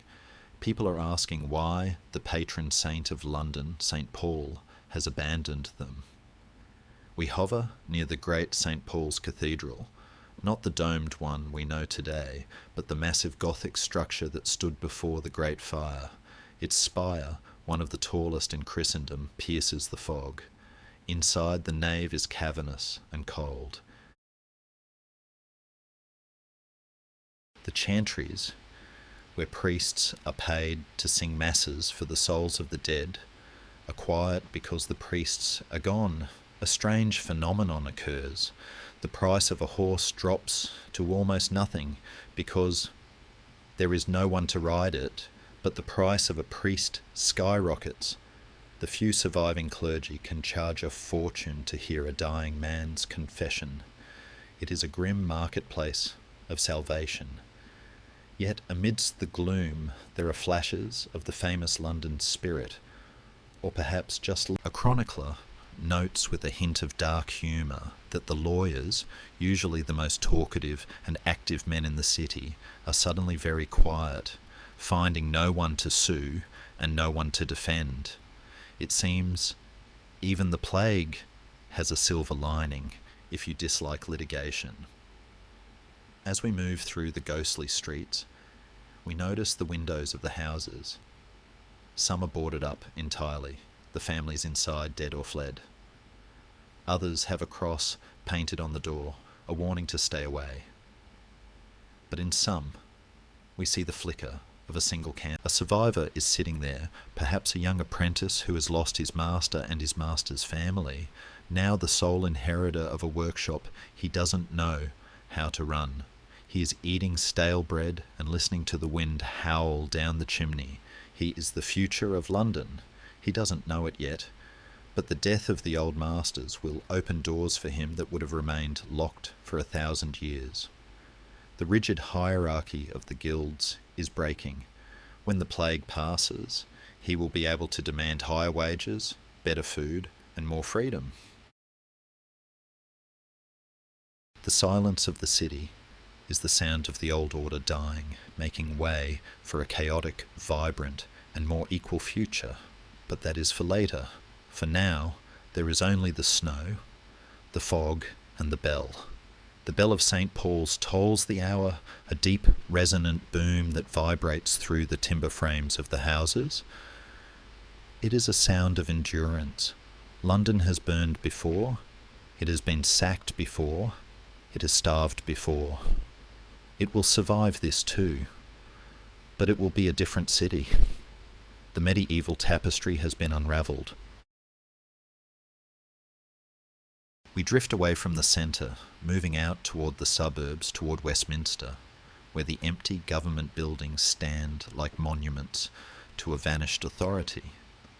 The fog begins to thicken again, blurring the sharp lines of the architecture, turning the city into a watercolour painting of greys and whites. The great city sleeps a fevered sleep, tossing and turning in the grip of the nightmare, and as the snow continues to fall, burying the scars of the plague pits, we turn our gaze outward. The city cannot survive without food. The grain must come from the fields. The wool must come from the flocks. But out there, in the vast open farmland that feeds the capital, a different kind of silence has fallen. The plough stands still in the furrow. The oxen are waiting for a driver who will never come. The crisis of the city is about to become the crisis of the land. The stomach of England is empty. The silence of the city is a heavy, suffocating thing, born of sudden absence, but the silence of the countryside is different. It is vast, open, and strangely peaceful. We leave the snow-dusted streets of London and drift outward, floating over the green and brown quilt of the English shires. It is here, in the rolling farmland that stretches from the Cotswolds to the Fens, that the true existential crisis of the medieval world is unfolding. The city is the brain of the kingdom, but the countryside is its stomach, and the stomach is empty. We lower ourselves gently toward a typical village in the Midlands. It is a cluster of thatched cottages huddled around a small stone church, surrounded by the great open fields that have been farmed in long curving strips for centuries. Usually, this landscape would be a hive of activity. Depending on the season, there would be men guiding heavy wooden ploughs behind straining oxen, women weeding the rows of barley, and children scaring away crows with loud clappers. But today, the land is still. We spot a plough standing in the middle of a field, its iron blade half buried in the earth, rusting in the damp air. It is a ghost ship in a sea of grass. The furrow behind it is unfinished, a straight line of overturned soil that simply stops, marking the exact moment. The ploughman felt the fever take his legs. The oxen, unyoked by a frantic family member, or perhaps having broken free on their own, are nowhere to be seen. The rhythm of the agricultural year, a cycle that has turned without interruption since the Romans left, has been broken. The seasons continue. The sun rises, the rain falls, the weeds grow, but the human partnership with the land has dissolved. This is the empty furrow, the visual definition of the great mortality in the rural world. We drift closer to the village itself. The doors of the cottages swing open in the wind, banging softly against the mud walls. Inside, the hearths are cold. A pot hangs over a fire that burned out weeks ago. But it is the animals that tell the story most poignantly. The Black Death was not just a human tragedy, it was an agricultural catastrophe. Without shepherds to watch them and shear them, the sheep, the golden hoof of the English economy, are wandering aimlessly. Their wool is overgrown and matted, dragging on the ground. They breach the hedges and wander into the vegetable gardens, munching happily on the cabbages that were meant for the winter stew. There is a touch of dark pastoral humour in seeing a prize ram standing in the middle of the village green, looking imperiously at the empty houses as if he has finally been elected mayor. But the reality is grim. A great murrain, a plague of livestock, often accompanied the human pestilence. Whether from neglect or a cross-species infection, sheep and cattle died by the thousands, their bodies dotting the hillsides, adding to the miasma that terrified the survivors. We move toward the manor house, the large stone dwelling of the local lord. Usually, this would be the centre of authority, the place where rents were paid and justice was dispensed. Now it is a fortress of isolation. The lord and his family are locked inside, living off their stores of salted meat and wine, terrified to step out. They look out their narrow windows and see their wealth rotting in the fields. The wheat is standing tall, golden and heavy, ready for the harvest, but there are no hands to hold the scythe. The grain will fall and rot into the mud. It is a stark economic lesson. Land is worthless without labour. The feudal system, the rigid pyramid of power that put the king at the top and the serf at the bottom, is based on the assumption that there will always be enough peasants to do the work. Suddenly the base of the pyramid has vanished. The lord shouts orders, but there is no one to listen. He is a king of nothing. Historians suggest that this moment, right here in the quiet fields of 1349, is the beginning of the end of serfdom. The few peasants who survive are realizing a revolutionary truth. They are valuable. If the Lord wants his harvest saved, he will have to ask, not order, and he might have to pay. But that social earthquake is still to come. For now there is only the creeping wildness. We watch as nature begins to reclaim the village. It happens faster than you might think. Weeds, nettles, dock, and brambles push through the beaten earth of the village paths. The forest edges creep forward, sending saplings into the pasture. The rewilding of Europe has begun, not by design, but by default. Wolves, which had been driven back to the deep woods, become bolder, prowling the edges of the settlements, sensing the absence of the hunters. The balance between the tame and the wild is shifting. We drift over the water mill by the stream.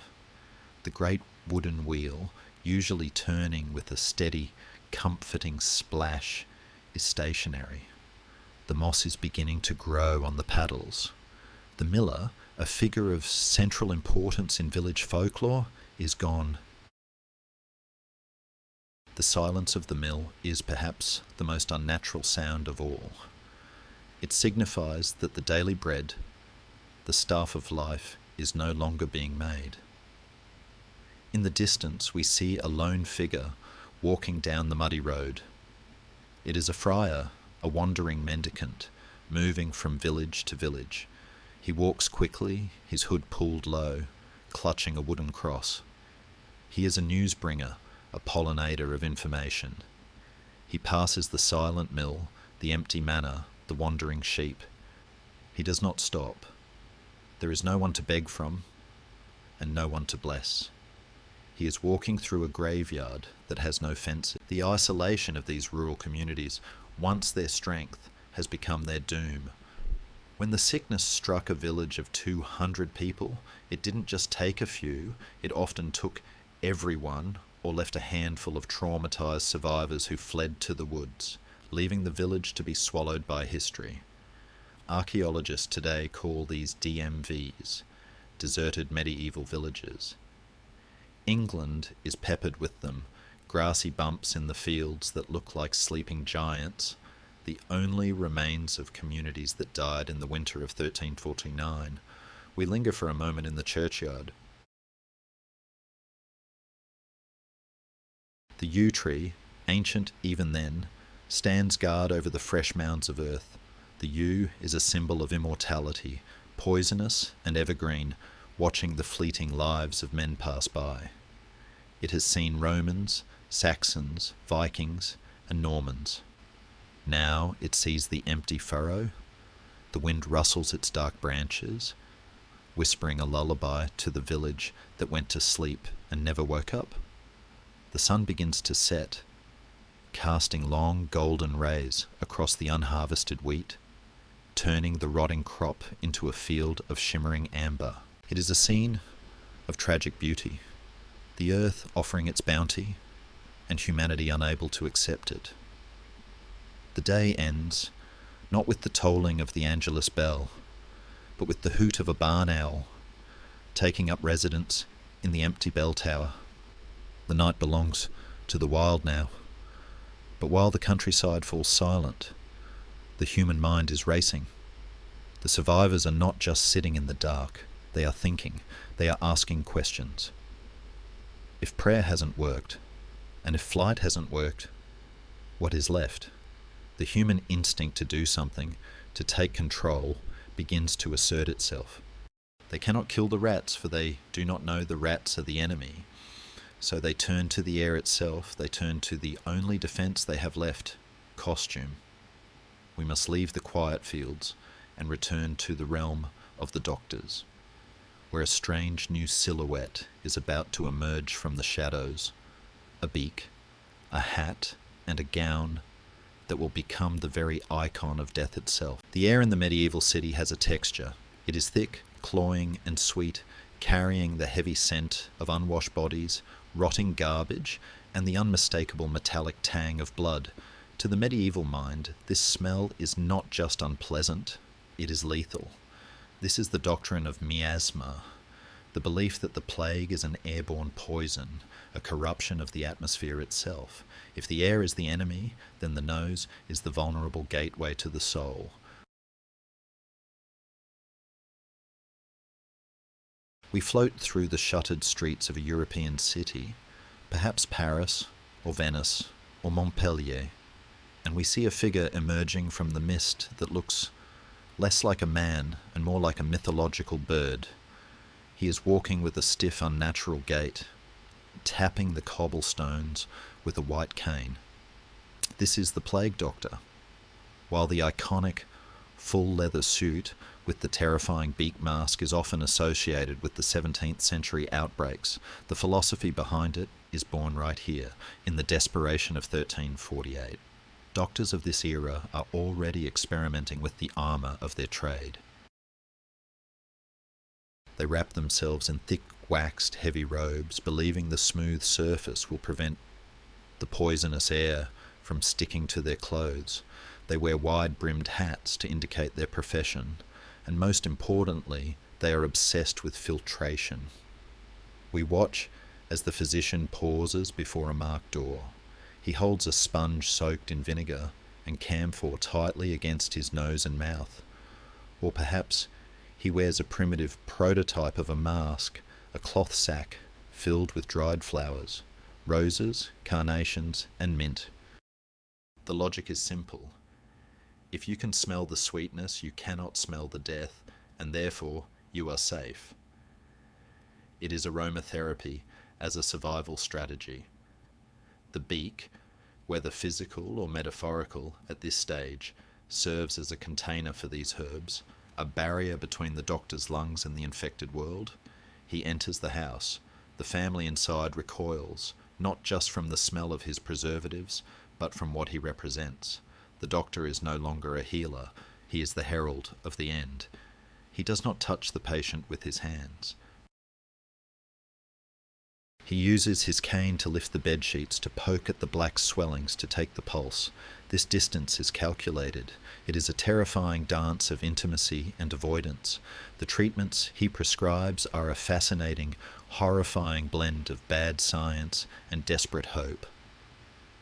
We hover in the corner of the sick room, watching the ritual. The doctor might order the windows to be sealed shut to keep out the corrupted wind, unknowingly trapping the infectious air inside. He might prescribe 4 thieves' vinegar, a concoction of cider, sage, rosemary, and wormwood to be rubbed on the temples. For the wealthy, the remedies become bizarrely extravagant. Crushed emeralds mixed with water are fed to dying princes, on the theory that the purity of the gem will counteract the corruption of the body. It is a literal consumption of wealth, grinding up a fortune to buy a few more hours of life. But the most common, and perhaps the most gruesome, treatment involves the buboes themselves. The doctor, sweating under his waxed robes, heats a glass cup or a knife. He believes the poison is trapped in the swelling and must be drawn out. With a steady hand, the pain is blinding. There is no anesthesia here, save perhaps a bite on a leather strap. Dark, foul-smelling matter drains out, and sometimes, miraculously, the fever breaks.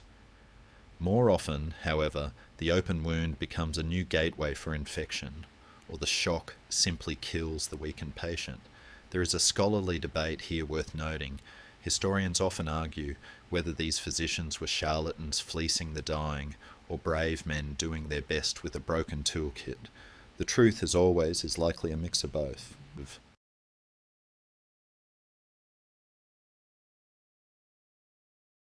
Many of the official doctors, the university-trained men of Salerno and Montpellier, fled the cities when the plague arrived, knowing their Galenic books were useless. This vacuum was filled by a new class of empirics, barbers, surgeons, and opportunists who stayed behind. Some charged exorbitant fees for useless cures, others worked until they dropped dead, driven by a genuine desire to help. We see one such doctor now sitting by the bedside of a child. He has exhausted his supply of theriac, the expensive treacle medicine. He has no emeralds. He simply sits there, holding the child's hand through a cloth, whispering reassurance. In the face of a biological hurricane, his humanity is the only medicine he has left. He knows he is likely breathing in his own death. The bravery of the plague doctor is not in his cure, but in his presence. But the failure of medicine has a dark side. As the weeks drag on, and the beaks and the herbs fail to stop the dying, the mood in the city shifts. Hope turns to frustration, and frustration turns to suspicion. If the doctors cannot save us, and if the priests cannot save us, then there must be something else at work. A sinister logic begins to take root in the minds of the terrified populace. They look at the doctor's strange costume, his inscrutable mask, his failure to cure, and they wonder, is he spreading it? Is he in league with the dark forces? The miasma theory is abstract. People need a concrete enemy. We see the doctor leaving the house, shaking his head. The family watches him go, their grief hardening into anger. Why did he survive when their son died? Why does he profit from the plague? The boundaries of acceptable behaviour begin to blur. We see citizens taking matters into their own hands. They light massive bonfires at the street corners, feeding the flames with aromatic woods, pine, cedar, and juniper. The smoke drifts through the city, mingling with the fog, creating a dreamscape of grey and orange. They are trying to fumigate the sky. In their desperation, they turn to sound. The ringing of bells, the firing of cannons, where available, and loud banging of drums are used to break up the stagnant air. it is a war against the atmosphere. Imagine the cacophony, a dying city, making as much noise as possible to scare away the silence of death. And yet, the silence grows. The bad air does not lift. The doctors, with their primitive masks and vinegar sponges, begin to die too. When a doctor dies, the panic spikes. It proves that there is no shield. The science of the invisible, the intellectual framework of the Middle Ages, the idea that the world is orderly and understandable, collapses. We leave the doctor's house and drift back into the street. The wind is picking up, blowing the smoke of the bonfires into swirling eddies. The masks have failed to filter out the truth. Humanity is helpless. This realization is too heavy to bear. It requires a release. If nature cannot be controlled, then someone must be blamed. The fear that has been focused on the air now turns its gaze toward the neighbour. The search for a cause moves from the medical to the social, and the results will be far deadlier than any failed cure. The eyes of the city turn toward those who are different, those who live apart, those who can be easily targeted. The miasma is about to turn into a pogrom. The tragedy of biology is about to become a tragedy of hate. When the mind breaks under the weight of terror, it seeks a container for its fear. The miasma was too abstract. You cannot hate a cloud, and you cannot punch the wind. The people of Europe, watching their children turn black and die in the span of a day, needed something concrete to blame. They needed a villain. And in the dark, fevered psychology of 1348 and 1349, they found one. We are witnessing now the most shameful chapter of the Black Death, a tragedy within a tragedy, where the victims of the plague turned upon each other with a ferocity that rivaled the disease itself. The rumours begin as whispers in the market squares of Switzerland and Germany. The wells, they say, the water tastes sweet, the water is poisoned. It is a seductive lie because it offers a solution. If the plague is a poison, then there must be a poisoner. If we kill the poisoner, the plague stops. And who are the perennial outsiders of medieval Europe? Who lives in their own neighbourhoods, follows their own dietary laws, and prays in a language the Christians do not understand? The gaze of the mob turns with terrifying prediction. We drift over the city of Chillon, on the edge of Lake Geneva. It is here, in the torture chambers of the castle, that the narrative is forced into existence.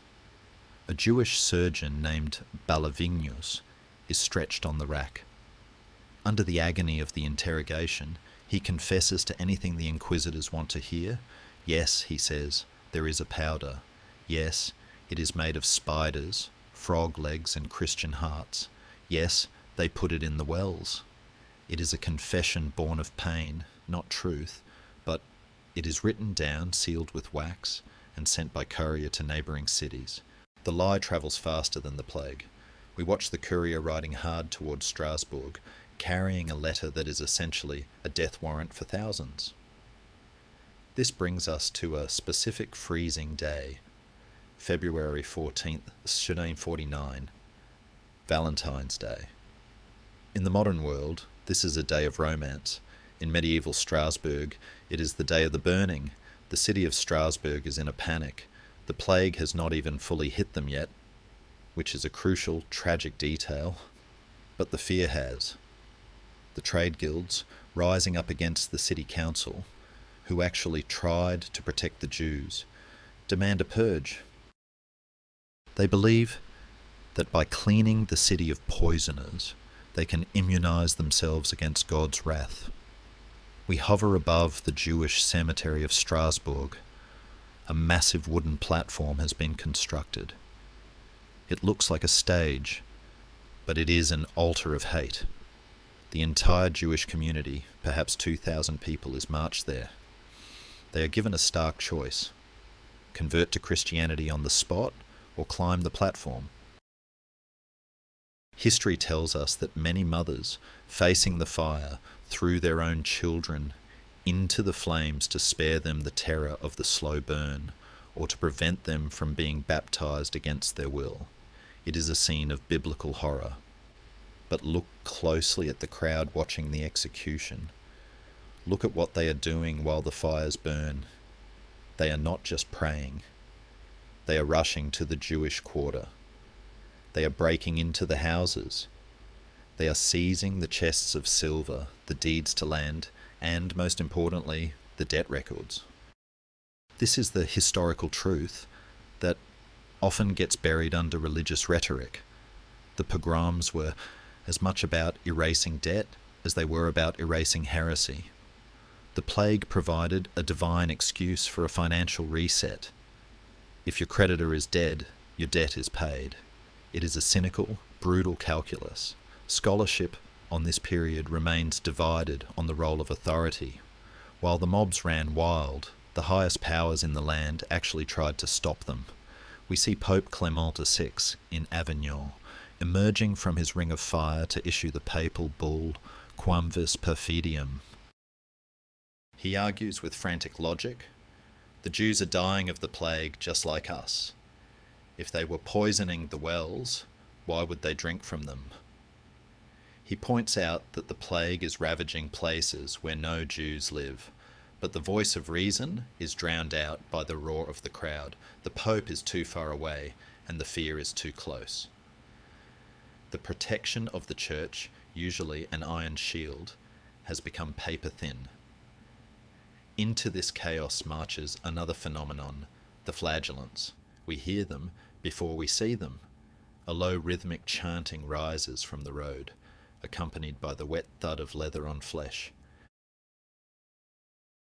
They walk in long processions, sometimes hundreds strong, men stripped to the waist, whipping themselves with scourges tipped with iron spikes. They are the brethren of the cross, performing a public penance to appease an angry God. They march for 33 days, one day for each year of Christ's life.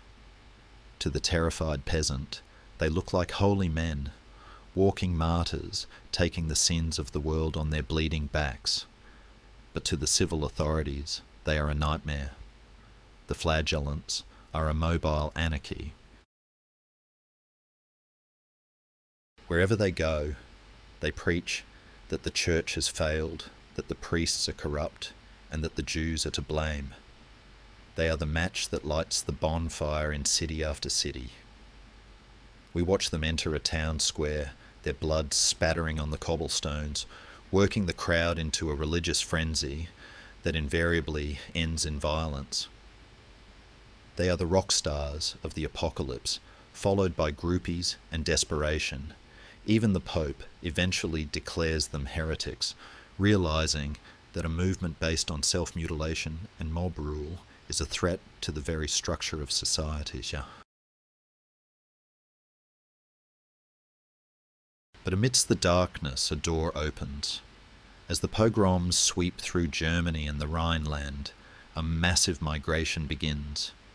We see families packing what little they can carry, moving not west, but east. They are heading toward the Kingdom of Poland. There, King Casimir III, known as Casimir the Great, makes a decision that will shape European demographics for 600 years. He reaffirms the Statute of Kaunas, granting protection and rights to the Jews. He sees them not as poisoners, but as skilled merchants, bankers, and artisans who can help build his country. He opens the gates. We watch the refugees crossing the border, leaving the smoke of the Holy Roman Empire behind for the forests of Poland and Lithuania. This is the birth of the great Ashkenazi communities of Eastern Europe. The tragedy of the Black Death directly created the Jewish homeland of the East, shifting the cultural centre of gravity from the Rhine to the Vistula. It is a reminder that history is a series of unintended consequences. A massacre in Strasbourg leads to a renaissance in Krakow. The winter of 1349 is a season of ashes. The snow covers the charred remains of the neighbourhoods in Mainz, Cologne and Frankfurt. The search for blame has accomplished nothing. The plague, indifferent to the sacrifice, continues to kill. The wells were never poisoned, but the soul of Europe has been. The trust between neighbours is broken. The idea of Christendom as a unified moral body is shattered. People realise that when the end comes, your neighbour might not offer you a cup of water. He might burn your house down. It is a psychological scar that will itch for centuries. As the smoke clears, the silence returns. But it is a guilty silence now. The survivors have to live with what they did or what they allowed to happen. And the disease, having ravaged the heart of the continent, having exposed the darkest corners of the human heart, continues its relentless march. It is finished with the centre, it is finished with the south. Now it turns its eyes to the cold, pristine lands of the north. It seeks the fjords, and it will travel there on a ship that is even more terrifying than the galleys of Messina. A ship that will arrive with no one at the helm. We leave the smoking ruins of the Rhineland and the weeping crowds of Strasbourg, drifting northward on a wind that grows colder with every mile. We cross the grey, choppy expanse of the North Sea, where the waves rise like walls of iron and the spray freezes before it hits the deck. It is the late summer of 1349. The plague has conquered the south, the west, and the centre of the continent. Now, it reaches for the top of the world. Below us, a single ship is bobbing aimlessly on the swell, drifting toward the jagged, majestic coastline of Norway. This vessel is the subject of one of the most haunting legends of the Black Death, a story whispered by Scandinavian grandmothers for centuries. It is said to be a merchant ship, perhaps English, perhaps Hanseatic, laden with wool and cloth, destined for the great trading port of Bergen. But there is no one at the tiller. The sails are tattered, flapping loosely in the gale. The ship is listing slightly, moving not with purpose, but with the chaotic logic of the current. We float down to the deck, and the silence is absolute, save for the creaking of the timber and the cry of the gulls circling above. The crew is there, but they are not working. They are slumped over the oars, curled on the cargo hatches, lying in the scuppers. They have been dead for days, perhaps weeks. The plague moves fast in the confined quarters of a cog, and once the fever took the navigator, the ship became a floating tomb, steered only by the wind and the rats. The rats, of course, are alive. They are the only crew left. They scurry over the ropes and the cold bodies, anxious to reach land, anxious for fresh grain. This is the ship of the dead, a vessel that brings the end of an era to the north. As the ship drifts closer to Bergen, the unsuspecting townspeople spot it. Bergen is a thriving hub of the Hanseatic League, a city of wood and water where stockfish, dried cod, is traded for the grain that Norway cannot grow enough of. The locals see the ship moving erratically, the lack of signals, the strange silence, curiosity, that fatal human flaw. They row out in small boats, thinking perhaps the crew is sick or drunk, or that the ship is abandoned and ripe for salvage. A free ship is a tempting prize in the hard economy of the north. It's the medieval equivalent of finding a delivery truck with the keys in the ignition. They climb aboard. We watch the realization dawn on their faces as they stumble over the bodies. They shout hellos that echo unanswered. But the allure of the cargo, the bales of fine English wool, the chests of goods, is too strong. They decide to tow the ship into the harbour. They decide to unload the goods. It is a decision that will hollow out at their country. As the bales are hoisted onto the docks of Bergen, the fleas hop off. The rats scamper down the ropes into the wooden warehouses that line the Bryggen wharf. The trap is sprung. The Great Mortality, or Svartedauden, the Black Death, as it will be known here, has arrived in the land of the midnight sun. The spread of the plague in Norway is unique because of the geography. This is a land of deep fjords and high mountains where communities are isolated by granite walls and icy water. You might think this isolation would protect them, but in Norway, the water is the road. The boat is the car. The plague travels by ferry. It moves from Bergen up the coast, carried by fishermen and traders visiting their cousins in the next fjord. It penetrates the deep valleys of the interior, places so remote that they seem forgotten by God, yet not forgotten by the microbe. There is a terrifying efficiency to it. We watch a boat arrive at a small farmstead clinging to the edge of a precipice. The visitor coughs, shares a horn of mead, and leaves. A week later, the farm is silent. The cattle are lowing in the barn, unmilked. The smoke stops rising from the chimney. The winter snow comes and buries the house, preserving it as a time capsule of tragedy. Historians estimate that nearly 2/3 of Norway's population perished, a higher percentage than almost anywhere else in Europe. The devastation is so total that the Norwegian nobility is virtually wiped out, along with the literate class of priests and administrators. This is a scholarly point of significant weight. The Black Death pushed Norway into a political twilight. With its elite gone, the kingdom eventually fell under the dominance of Denmark, a union that would last for 400 years.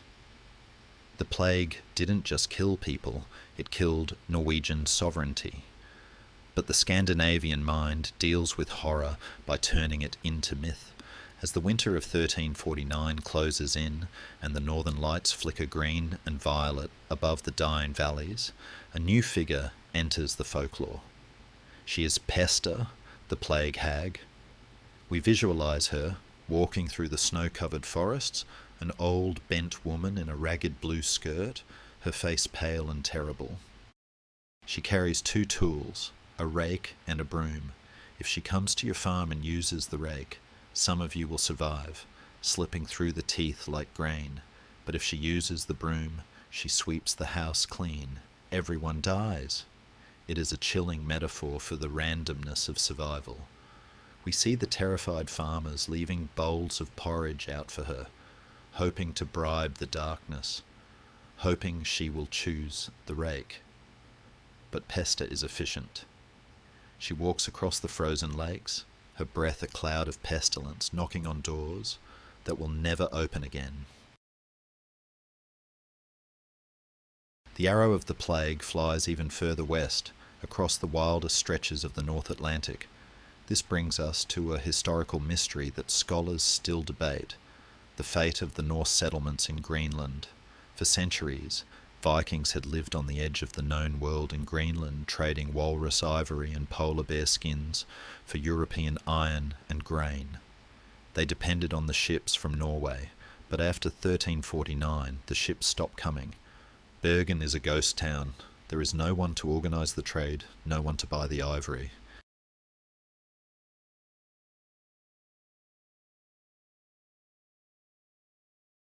We drift over the icy settlements of the eastern and western expanse of Greenland. The silence here is profound. The climate is cooling. The Little Ice Age is beginning. And now, the lifeline to Europe is cut. Did the plague actually reach Greenland? Some historians argue yes, carried by a stray ship. Others argue no, that they died of isolation and starvation because the plague killed the economy that sustained them. Either way, the Black Death is the executioner. We watch the last fires of the Norse Vikings burn out in the dark Arctic winter. They are abandoned by a world that is too busy dying to remember them. The sheep freeze in the fields. The church bells of Valsey fall silent. The colony vanishes into the mist, a victim of the ripple effect of a flea bite in Central Asia. Back in Norway, the landscape is transforming. The empty furrow we saw in England is magnified here. Entire valleys are depopulated. The forest, the deep dark spruce woods of the north, reclaims the farmland. Bears hibernate in the ruins of dining halls. These abandoned farms will be known as Udegårder, desolate farms. Centuries later, people will find them in the deep woods, rusted tools still sitting where they were dropped, covered in moss. It is a land returning to the wild. The silence of the fjords is heavy, broken only by the sound of waterfalls and the wind howling through the mountain passes. And yet there is a strange peace in it. The frantic panic of the cities, the pogroms, the flagellants, the doctors with their beaks, seems far away here. In the north, death is just another season, harsh and inevitable like the winter. The snow covers everything, a white blanket of forgetfulness. The ship that drifted into Bergen has done its work. It has severed the north from the south, the past from the future. As the long polar night descends, lasting for months, the plague settles into the soil, waiting, resting. But the story is not over. The pester may have swept the north clean, but the survivors are tough. They are the descendants of Vikings.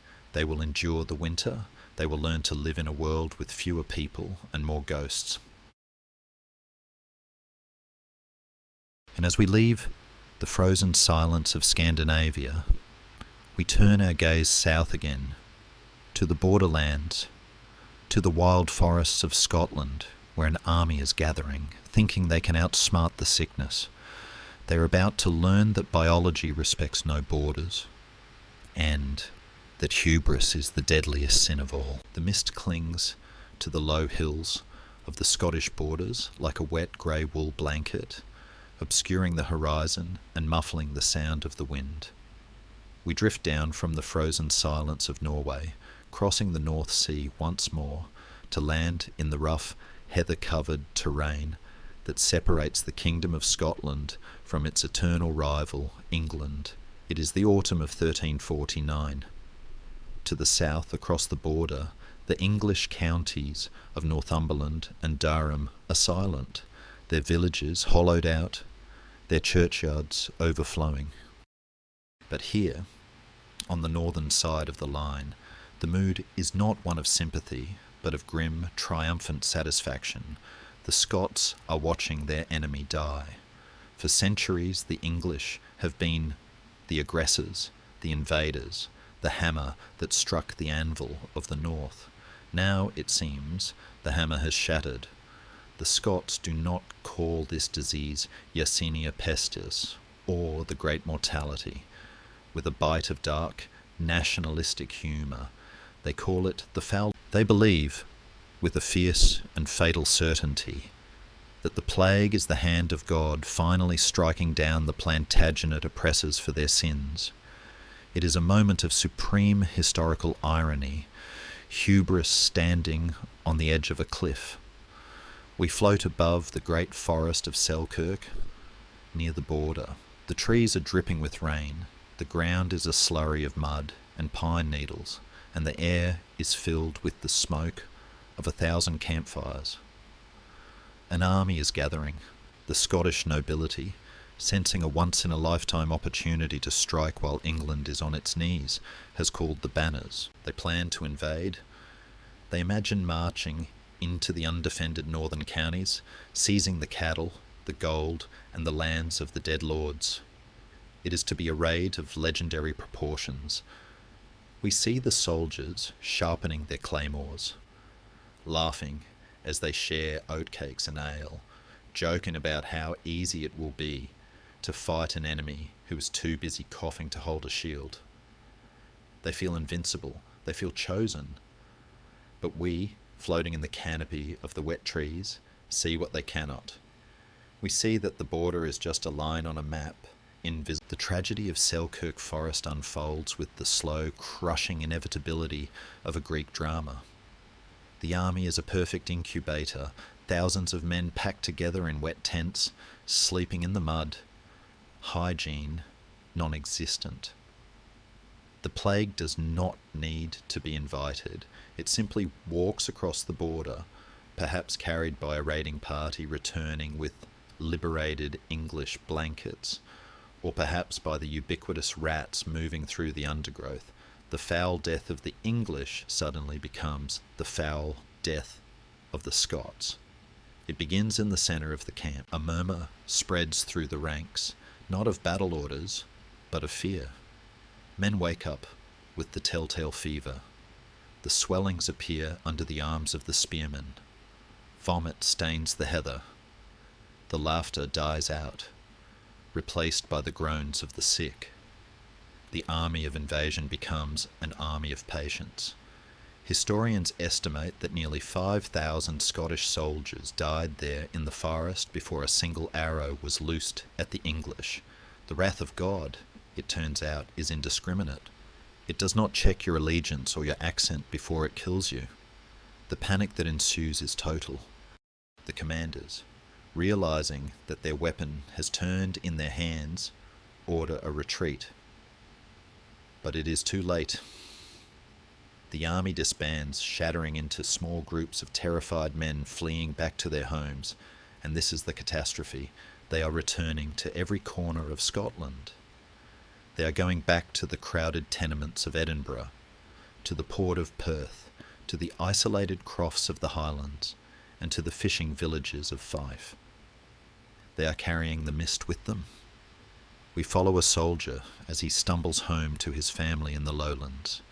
He thinks, he hugs his wife, he kisses his children, he tells them of the horror he saw. A week later, his entire village is silent. The plague hits Scotland with the force of a tidal wave. Because the population is more dispersed than in England, living in smaller settlements separated by mountains and lochs, the spread is slightly slower but no less deadly. In the tight, vertically built cities like Edinburgh, where people live in tall wooden buildings stacked on top of each other, the pestilence climbs the stairs. The close, the narrow alleyways between the tenements, becomes a wind tunnel for infection. The Scots, who are known for their resilience, their ability to endure the harshest winters and the cruelest wars, find themselves helpless. The clan system, the bedrock of Highland society, is shaken. When a chieftain dies, and his heir dies, and the bard who remembers the lineage dies, the cultural memory of the clan is threatened. We see the stone circles of the ancient druids standing stoic in the mist, witnessing yet another age of death.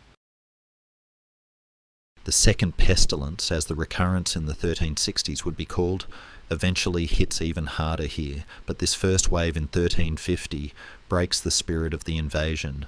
The war is forgotten. There is only the fight for breath. The story echoes across the Irish Sea. We drift briefly westward to Ireland to see the Black Death complete its conquest of the British Isles. Here, the story takes on a racial and colonial dimension. Ireland in the 14th century is a divided land. The Pale around Dublin is controlled by the English settlers, while the rest of the island is held by the native Gaelic Irish. The plague enters through the ports, Dublin, Drogheda, Waterford, which are the strongholds of the English. The urban, English-speaking populations are devastated. We watch the busy streets of medieval Dublin turn into a ghost town. The English chronicler Friar John Glynn of Kilkenny writes the famous final lines of his journal, leaving space on the parchment in case anyone should be left alive in the future to continue the work. He dies shortly after writing it, but the native Irish, living in the countryside in more scattered mobile cattle herding communities, initially fare better. They watch the Gaul, the foreigners, dying in their stone towns, and like the Scots, see it as divine judgment. But biology eventually catches up. The interaction between the groups, trade, war, marriage, bridges the gap. The plague seeps into the bogs and the green hills. It becomes a great leveller, killing the Norman lord in his castle and the Gaelic chieftain in his wrath with equal enthusiasm. It reshapes the political map of Ireland, weakening the English grip and allowing a Gaelic resurgence that will last for 2 centuries. The disease acts as a bizarre ally to the native culture, simply because the invaders lived in the kind of crowded, rat-infested towns that the bacteria loved best. Back in Scotland, the winter of 1350 descends. The Great Council meets, not to plan war, but to manage the collapse of the economy. They struggle to find priests to perform the last rites. The famous St. Andrew's Cathedral stands high on the cliffs, battered by the North Sea storms, its nave echoing with prayers that seem to bounce off the stone ceiling. The Scottish mist has become a permanent shroud. But there is a grim resilience here. The Scots do not build as many mass graves. They try, obstinately, to bury their dead in family plots, maintaining the kinship bonds even in death. We see a lone piper standing on a headland, playing a lament that drifts out over the grey water. The sound of the pipes, shrill and mournful, captures the specific agony of the North, a sorrow that is deep, ancient, and defiant. The invasion of England never happened. Instead, Scotland was invaded by something far more powerful than the English longbow. The lesson of Selkirk Forest is burned into the national consciousness. Never celebrate the suffering of your neighbour, for the wind that carries his cries will soon carry his sickness. The foul death has become everyone's death. As the mist thickens, hiding the empty glens and the quiet cities, we realise that the plague has now circled the known world. It has touched the steppes, the desert, the Mediterranean, the cities of the plain, and the mountains of the north. The map is covered in shadow, but amidst the death, something new is beginning to stir. The survivors are looking at their hands, hands that are suddenly rare, hands that are suddenly powerful. The silence of the dead is about to be broken by the voice of the living demanding what is theirs. Ending. We leave the mist behind and drift south again to the fields where the harvest is rotting, to witness the birth of a new kind of man, the worker who knows his worth. The storm has passed, the rain of arrows, the rain of microorganisms, the rain of sorrow. It has all ceased. We open our eyes to a morning in 1350, standing in the middle of a vast English wheat field. The sun is shining with an indifference that feels almost cruel, illuminating a landscape that has been utterly transformed. But the transformation is not in the geography. The hills are still green, the rivers still run to the sea. The transformation is in the silence. Where there should be 50 men harvesting the grain, there are 5. Where there should be the noise of a village waking up to its daily toil, there is only the song of the lark. We are witnessing the dawn of a new economic reality, a moment where the tectonic plates of society shift violently beneath the feet of the survivors. The Black Death has done the impossible. It has broken the feudal system. For centuries, the medieval world was built on a simple, cruel equation. Land was scarce and people were plentiful. Therefore, land was expensive and human life was cheap. The lord of the manor held all the cards. He owned the earth. The peasant was merely the fuel that made it produce. But in the span of 3 years, the equation has been reversed. The board has been flipped. Now, land is everywhere. Abandoned farms, empty tenements, unclaimed pastures. But the human hands needed to work it are rare and precious diamonds. We zoom in on a single interaction that captures this revolution. Imagine a lord, a minor baron who has survived the plague in his stone keep. He rides out to his fields, expecting he finds only one man, a weathered ploughman named John, leaning on his scythe, eating an apple. In the old world, John would have doffed his cap, bowed low, and accepted whatever pittance the Lord offered. He was bound to the land, a semi-slave to the estate. But today John does not bow. He looks at the Lord with a new glint in his eye. The Lord demands the harvest be brought in. John takes a bite of his apple and shakes his head. "I can't do it alone, my lord," he says, "and the miller down the road is offering 3 pence a day and a hot meal." The Lord is stunned. He sputters, he threatens, he speaks of duty and God's will, but John knows the truth. The Lord needs John more than John needs the Lord. If John walks away, the Lord starves. For the first time in history, the labourer holds the leverage. The Lord grinds his teeth, reaches into his purse, and pays the 3 pence. This scene is playing out across the entire continent. It is the rise of the golden labourer. The survivors find themselves in a golden age of the peasant. Wages skyrocket, doubling, sometimes tripling. The diet of the common people improves dramatically. Before the plague, a peasant was lucky to eat bread and vegetable pottage. Now, with labour in high demand and fewer mouths to feed, he is eating meat, cheese, and drinking good ale. We see the interior of a peasant's cottage. It is no longer a bare hovel. There is a new pewter tankard on the table. There is a colourful wool tunic hanging on the hook, wool that used to be reserved for the gentry. The survivor is dressing better, eating better, and living longer. It is a macabre inheritance, a prosperity built on the graves of the dead, but the living intend to enjoy it. But the elite do not give up power easily. We drift to the halls of Westminster, to the Parliament of England.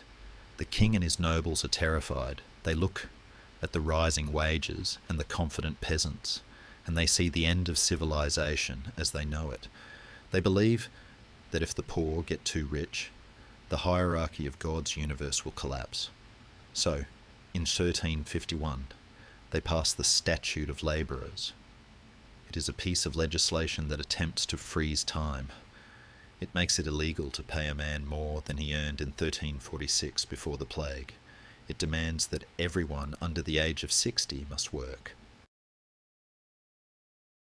It forbids the movement of labour.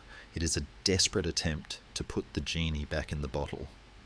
We watch the king's sheriffs riding out to enforce the law, fining peasants who take higher wages and arresting lords who pay them. But it is a failure. You cannot legislate against the market. The economy is a river. You can build a dam, but the water will find a way around. The lords, desperate to get their crops in, hold secret meetings with workers, paying them the illegal higher wages under the table, perhaps disguised as gifts of grain or extra holidays. The law is mocked in every village green. This tension, the irresistible force of labour shortage meeting the immovable object of feudal law, creates a pressure cooker. We can feel the heat rising. The peasants are not just richer, they are angrier. They have seen that the system is rigged.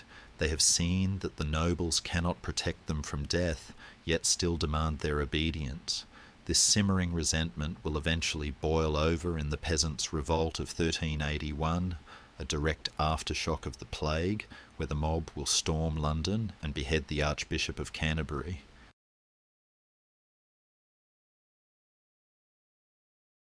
But that is the fire to come. For now, we see the sparks.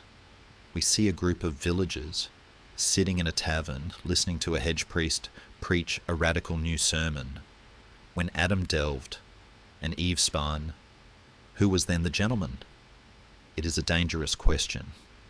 It suggests that equality is the natural state of man, and that lordship is a man-made fiction. The landscape itself begins to change in response to the shortage of men. We look down at the English countryside and notice a shift in the pattern of the fields. Arable farming, growing wheat and barley, is labour intensive. It requires teams of men to plough, sow, weed and harvest. But sheep farming, sheep are low maintenance. One man and a good dog can watch 1,000 sheep. So the lords, unable to afford the high wages of the ploughman, decide to enclose the land. They turn the wheat fields into pastures. They plant hedges and build fences. The golden hoof replaces the plough. We watch as the patchwork quilt of medieval strip farming, where everyone shared the open fields, begins to disappear, replaced by the private enclosed blocks of land that characterise the modern countryside. It is a slower, quieter revolution, but it changes the face of Europe. The wool trade booms, fueling the wealth of merchants and financing the great wool churches of East Anglia, but it also pushes more people off the land, creating a drift toward the towns. The plague empties the village, but the sheep keep it empty. Women too find a new, albeit temporary, door opening.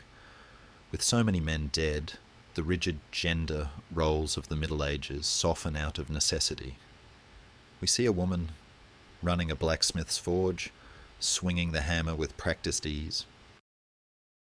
We see a widow taking over her husband's merchant business, keeping the books and negotiating deals in the guild hall. For a brief, shining moment, women are allowed into the trades, into the guilds, into the economy, as active participants. It is a glimpse of what could be before the patriarchy reasserts itself in the following century. But for now, widow Alice is the best brewer in the village, and no one dares tell her she can't make beer because she's a woman. They are too thirsty, and she is the only one with the hops. There is a dark humour in the complaints of the chroniclers of the time. They write with shock that servants are now masters, and masters are servants.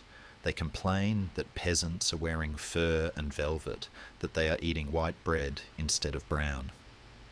They pass sumptuary laws to regulate what people can wear, trying to police status by the inch of trim on a tunic. It is absurd and futile.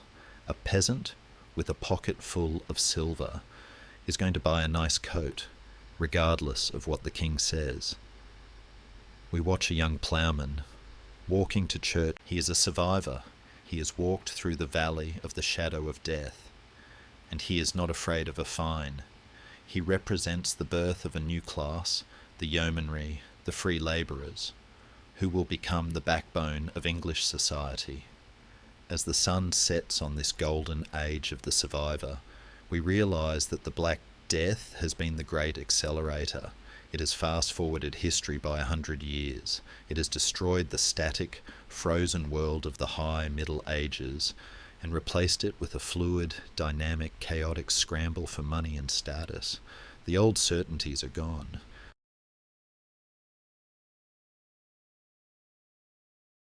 The Lord is no longer a god on his estate. He is just a landlord with a labour problem. The church is no longer the sole gatekeeper of truth. It is a landlord with a PR problem. The peasant is no longer a fixture of the soil. He is a free agent. The silence of the fields has been filled with the clinking of coins. And as the economy transforms, so too does the soul of the continent. Yet the people who have survived this horror need a way to process it. They need to express the trauma, the grief, and the strange dark humour of living in a... They cannot use the old art, the serene golden angels and the distant majestic Christs. They need art that bleeds. They need art that dances. We leave the market and the field, and we enter the church, where the walls are about to be painted with a terrifying new vision of equality. We step out of the sunlit fields, where the golden labourer is counting his coins, and we seek the cool, shadowy refuge of the church. But as our eyes adjust to the dim light, we realize that the sanctuary has changed. The art of the high Middle Ages, those serene golden-faced saints and majestic, distant Christs who seemed to float above human suffering, has vanished. In its place, something new has been painted on the plaster walls, something raw, frantic, and terrifyingly democratic. We are witnessing the birth of the danse macabre, the dance of death. It is the artistic scream of a traumatized continent. Imagine walking into the Church of the Holy Innocents in Paris or St. Mary's in Lübeck. A long, continuous mural stretches around the nave.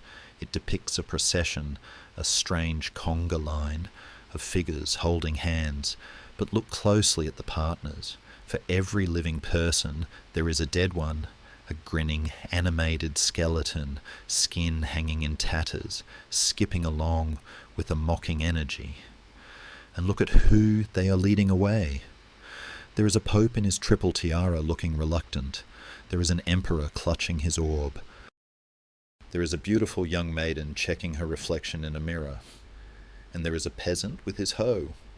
The skeleton holds the emperor's hand just as tightly as the peasant's. There is no VIP section in the grave. The message is brutal and comforting all at once. As I am, so shall you be. This is not just art, it is a social manifesto.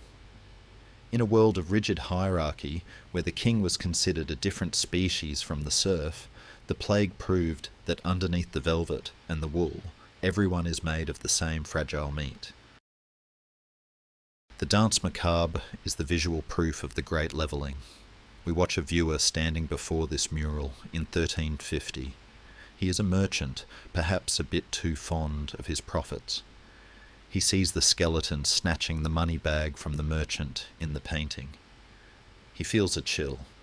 It is the ultimate reality check. The art forces him to confront the vanity of his ambition.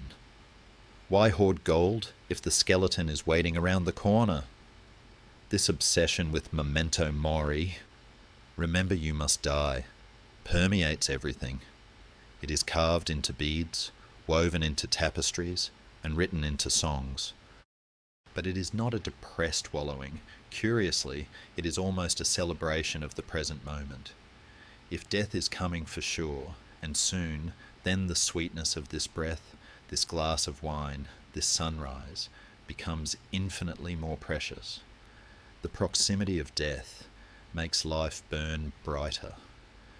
We move deeper into the cathedral, to the side chapels where the wealthy are buried. Here we encounter the trancy tomb, or the cadaver tomb. This is one of the most shocking artistic innovations of the era. Traditionally, a tomb effigy showed the deceased in their prime, handsome, serene, sleeping in eternal youth. But the plague generation has no patience for such lies. They want the truth. The trancy tomb is a double-decker monument. On the top slab, we see the person as they appeared in life, a bishop in his robes, a knight in his armour, looking powerful and dignified. But crouch down with me and look at the bottom slab, hidden in the shadows. There lies the same person, but represented as a rotting corpse. The stone is carved with horrific precision to show decay, worms crawling through eye sockets, skin pulling back from teeth, ribs exposed. It is grotesque, yes, but it is also deeply philosophical. It is a stone sermon saying, "This was my power, and this is my reality." We see the famous tomb of Archbishop Henry Chichelo in Canterbury. His effigy is resplendent, but his cadaver is naked and emaciated. It takes a profound kind of humility, or perhaps a profound kind of fear, to commission a monument that tells the future pilgrims, "I was a great man, and now I am dust." The culture of the macabre spills out of the church and into the street. The boundaries between the living and the dead have become porous. We see the rise of the pardoners, men who sell indulgences and relics, a splinter of the true cross, a vial of a saint's tears, claiming they protect against the sickness. They are the snake oil salesmen of the soul, immortalised later by Chaucer, but in the panic of the 1350s, they do a roaring trade. People are desperate for insurance. Yet, there is also a dark, resilient humour emerging. You cannot cry for 5 years straight.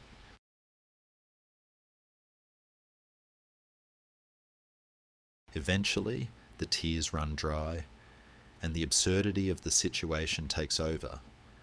We hear the songs sung in the taverns. They are bawdy, cynical, and dark. They mock the doctors, they mock the priests, they mock death itself. Eat, drink, and be merry, for tomorrow we die, becomes not just a saying, but a lifestyle. There is a frantic energy to the festivals, a desire to dance on the edge of the volcano. The Feast of Fools, where the social order is inverted and the subdeacons play dice on the altar, takes on a manic edge. It is a society blowing off steam, trying to scream away the silence. Literature, too, shifts its gaze. Before the plague, the popular romances were about courtly love, dragons, and chivalry, fantasy worlds of eternal youth. After the plague, the writers get real. We have already mentioned Boccaccio, but look at the English poet William Langland and his Piers Plowman. He writes of the suffering of the poor, the corruption of the rich, and the hard reality of a broken world. He is writing for a survivor audience that has no time for fairy tales. They want stories that reflect their scars. The humanism that will define the Renaissance begins to sprout here. If the church cannot explain the world, then man must look to himself.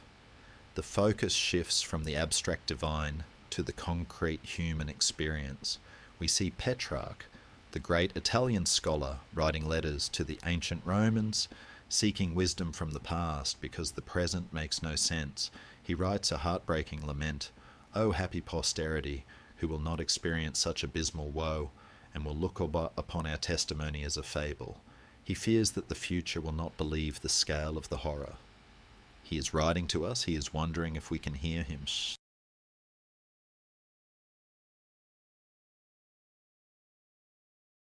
We linger for a moment in the churchyard of the Innocents in Paris. It is evening. The sun is setting behind the wall of the Danse Macabre.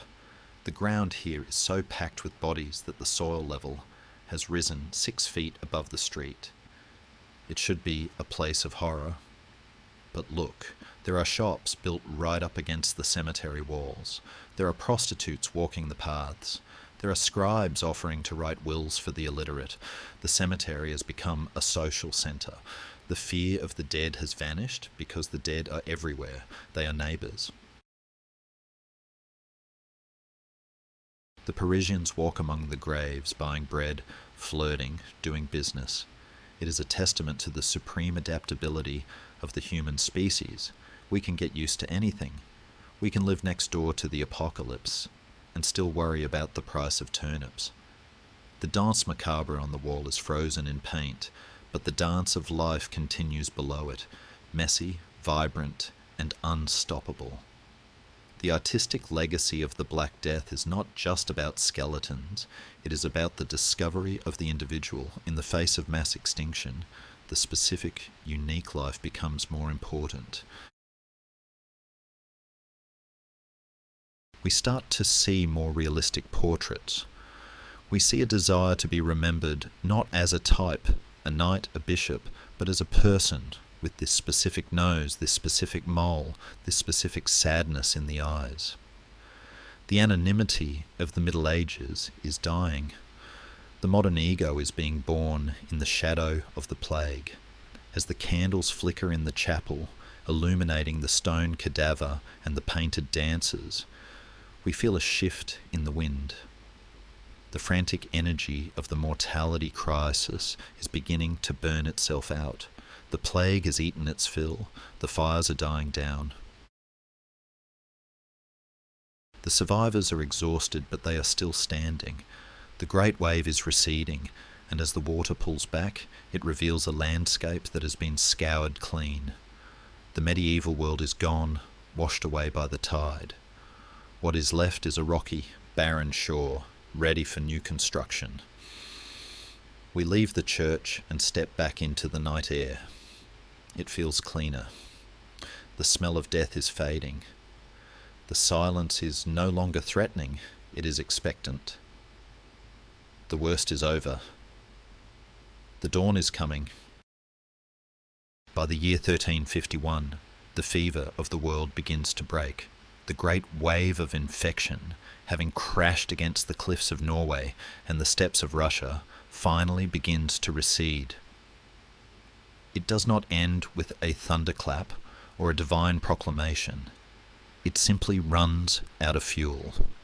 The fire has burned everything that was dry. And now, amidst the embers, the survivors look up to see a sky that is no longer dark with smoke. We stand in the market square of a town that has weathered the storm, perhaps York, or Rouen, or Cologne. The silence that hangs over it is not the terrified, holding your breath silence of the lockdown. It is the exhausted, heavy silence of a battlefield after the armies have marched away. The statistics are numbingly cold.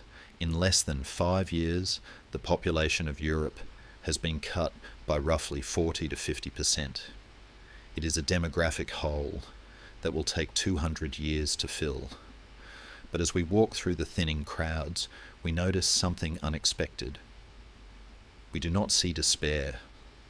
We see a frantic, almost manic energy. The receding tide of death has triggered a tidal wave of life.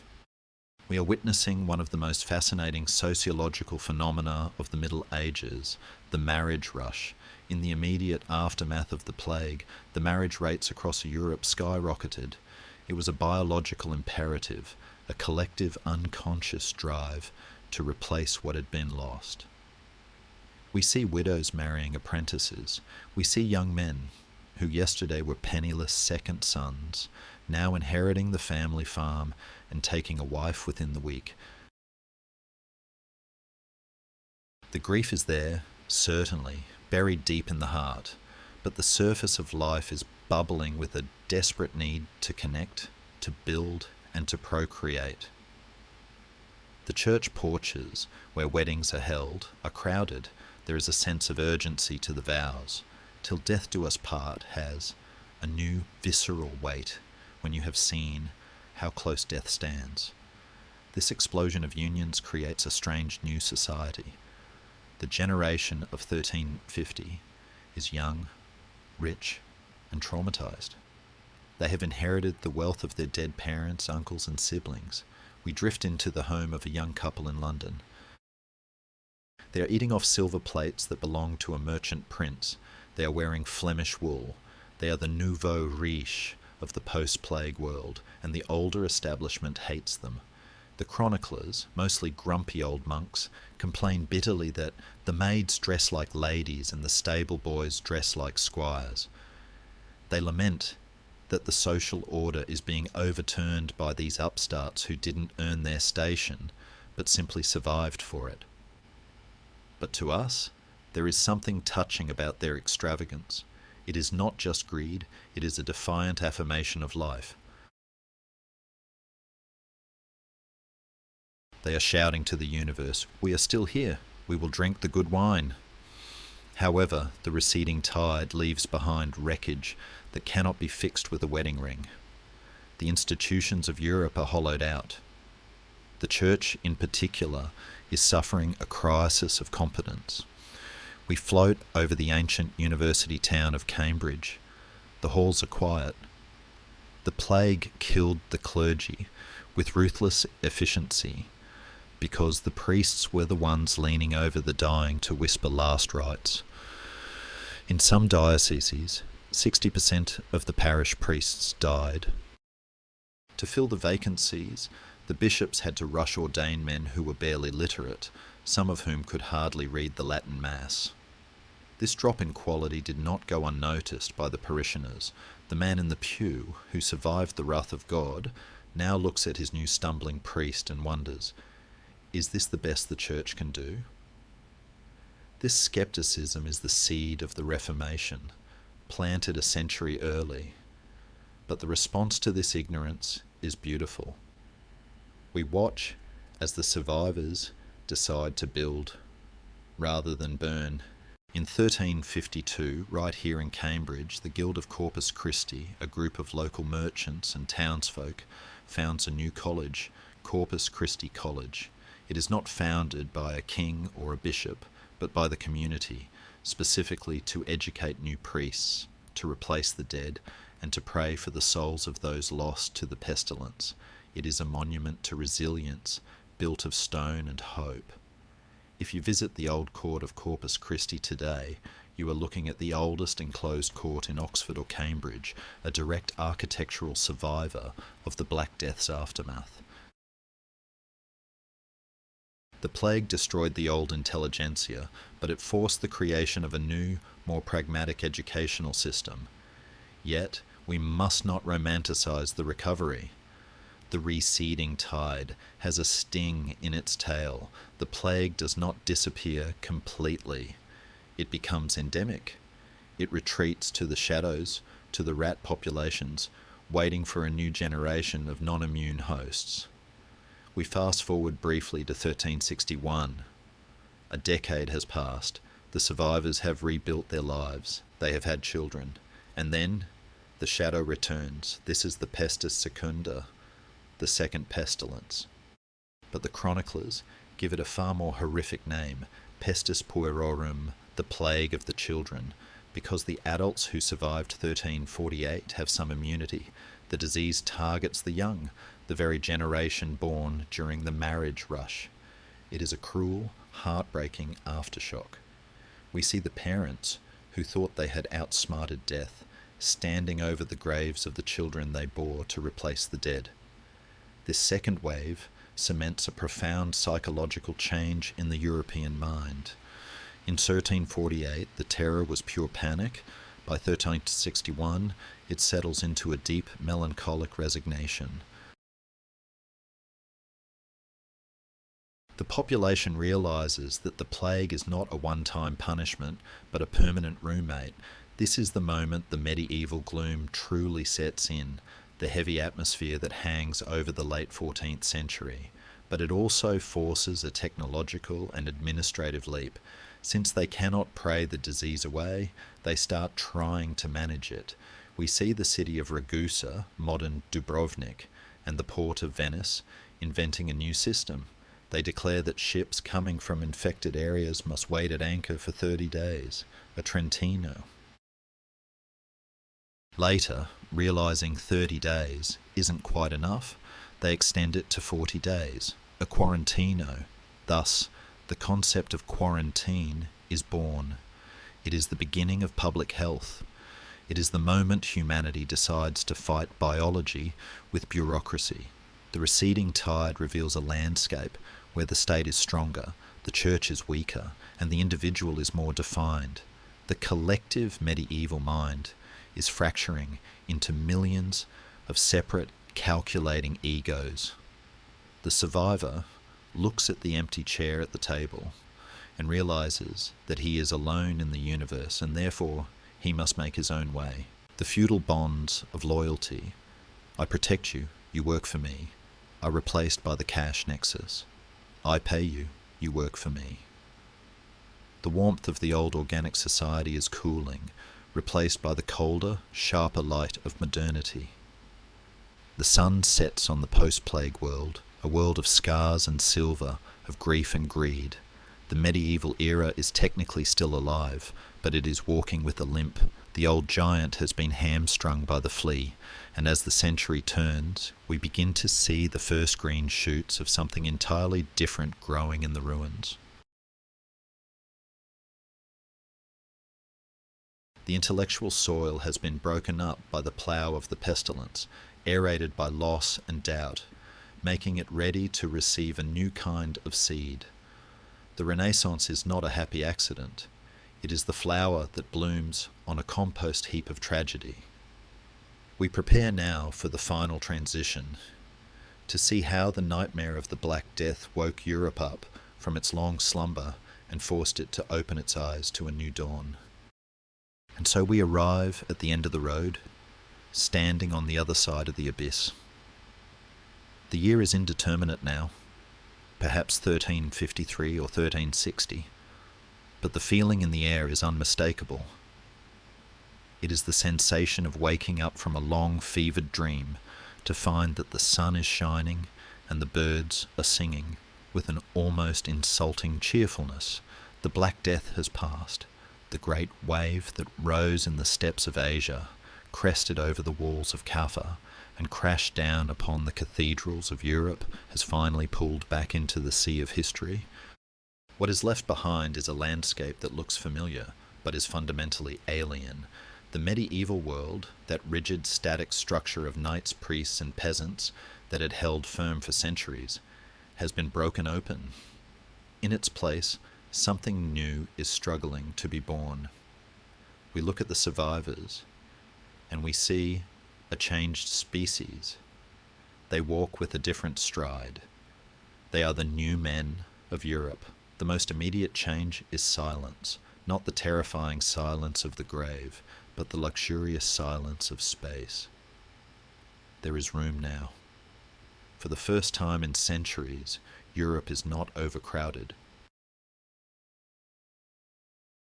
The forests have grown back. The air is cleaner. The pressure on the land has lifted. A peasant who once scraped a living from a rocky patch of soil on the edge of a cliff can now walk down into the fertile valley and take the best farm for himself, for there is no one to stop him. The Malthusian deadlock, the trap where population outstrips food supply, has been brutally snapped by the microbe. This abundance of resources creates a strange, paradoxical golden age for the common man. We watch a labourer sitting in a tavern in London or Florence. He is wearing boots of good leather, not rags. He is eating roast beef, not pottage. He orders a second flagon of ale because he can afford it. He is the beneficiary of the greatest wealth transfer in history. The inheritance of the dead has flowed to the living, concentrating capital in fewer hands. But it is not just about money, it is about mind. The Black Death has shattered the unquestioned authority of the past. Before the plague, the answer to every question was, because the church says so, or because Aristotle wrote it. But the church could not stop the buboes, and Aristotle had no chapter on the pestilence.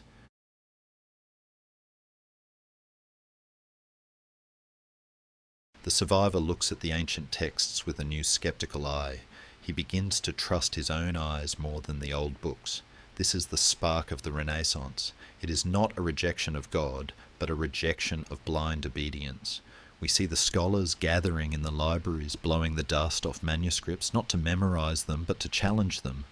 We see the rise of humanism, the radical idea that the human experience, with all its pain and joy, is worthy of study.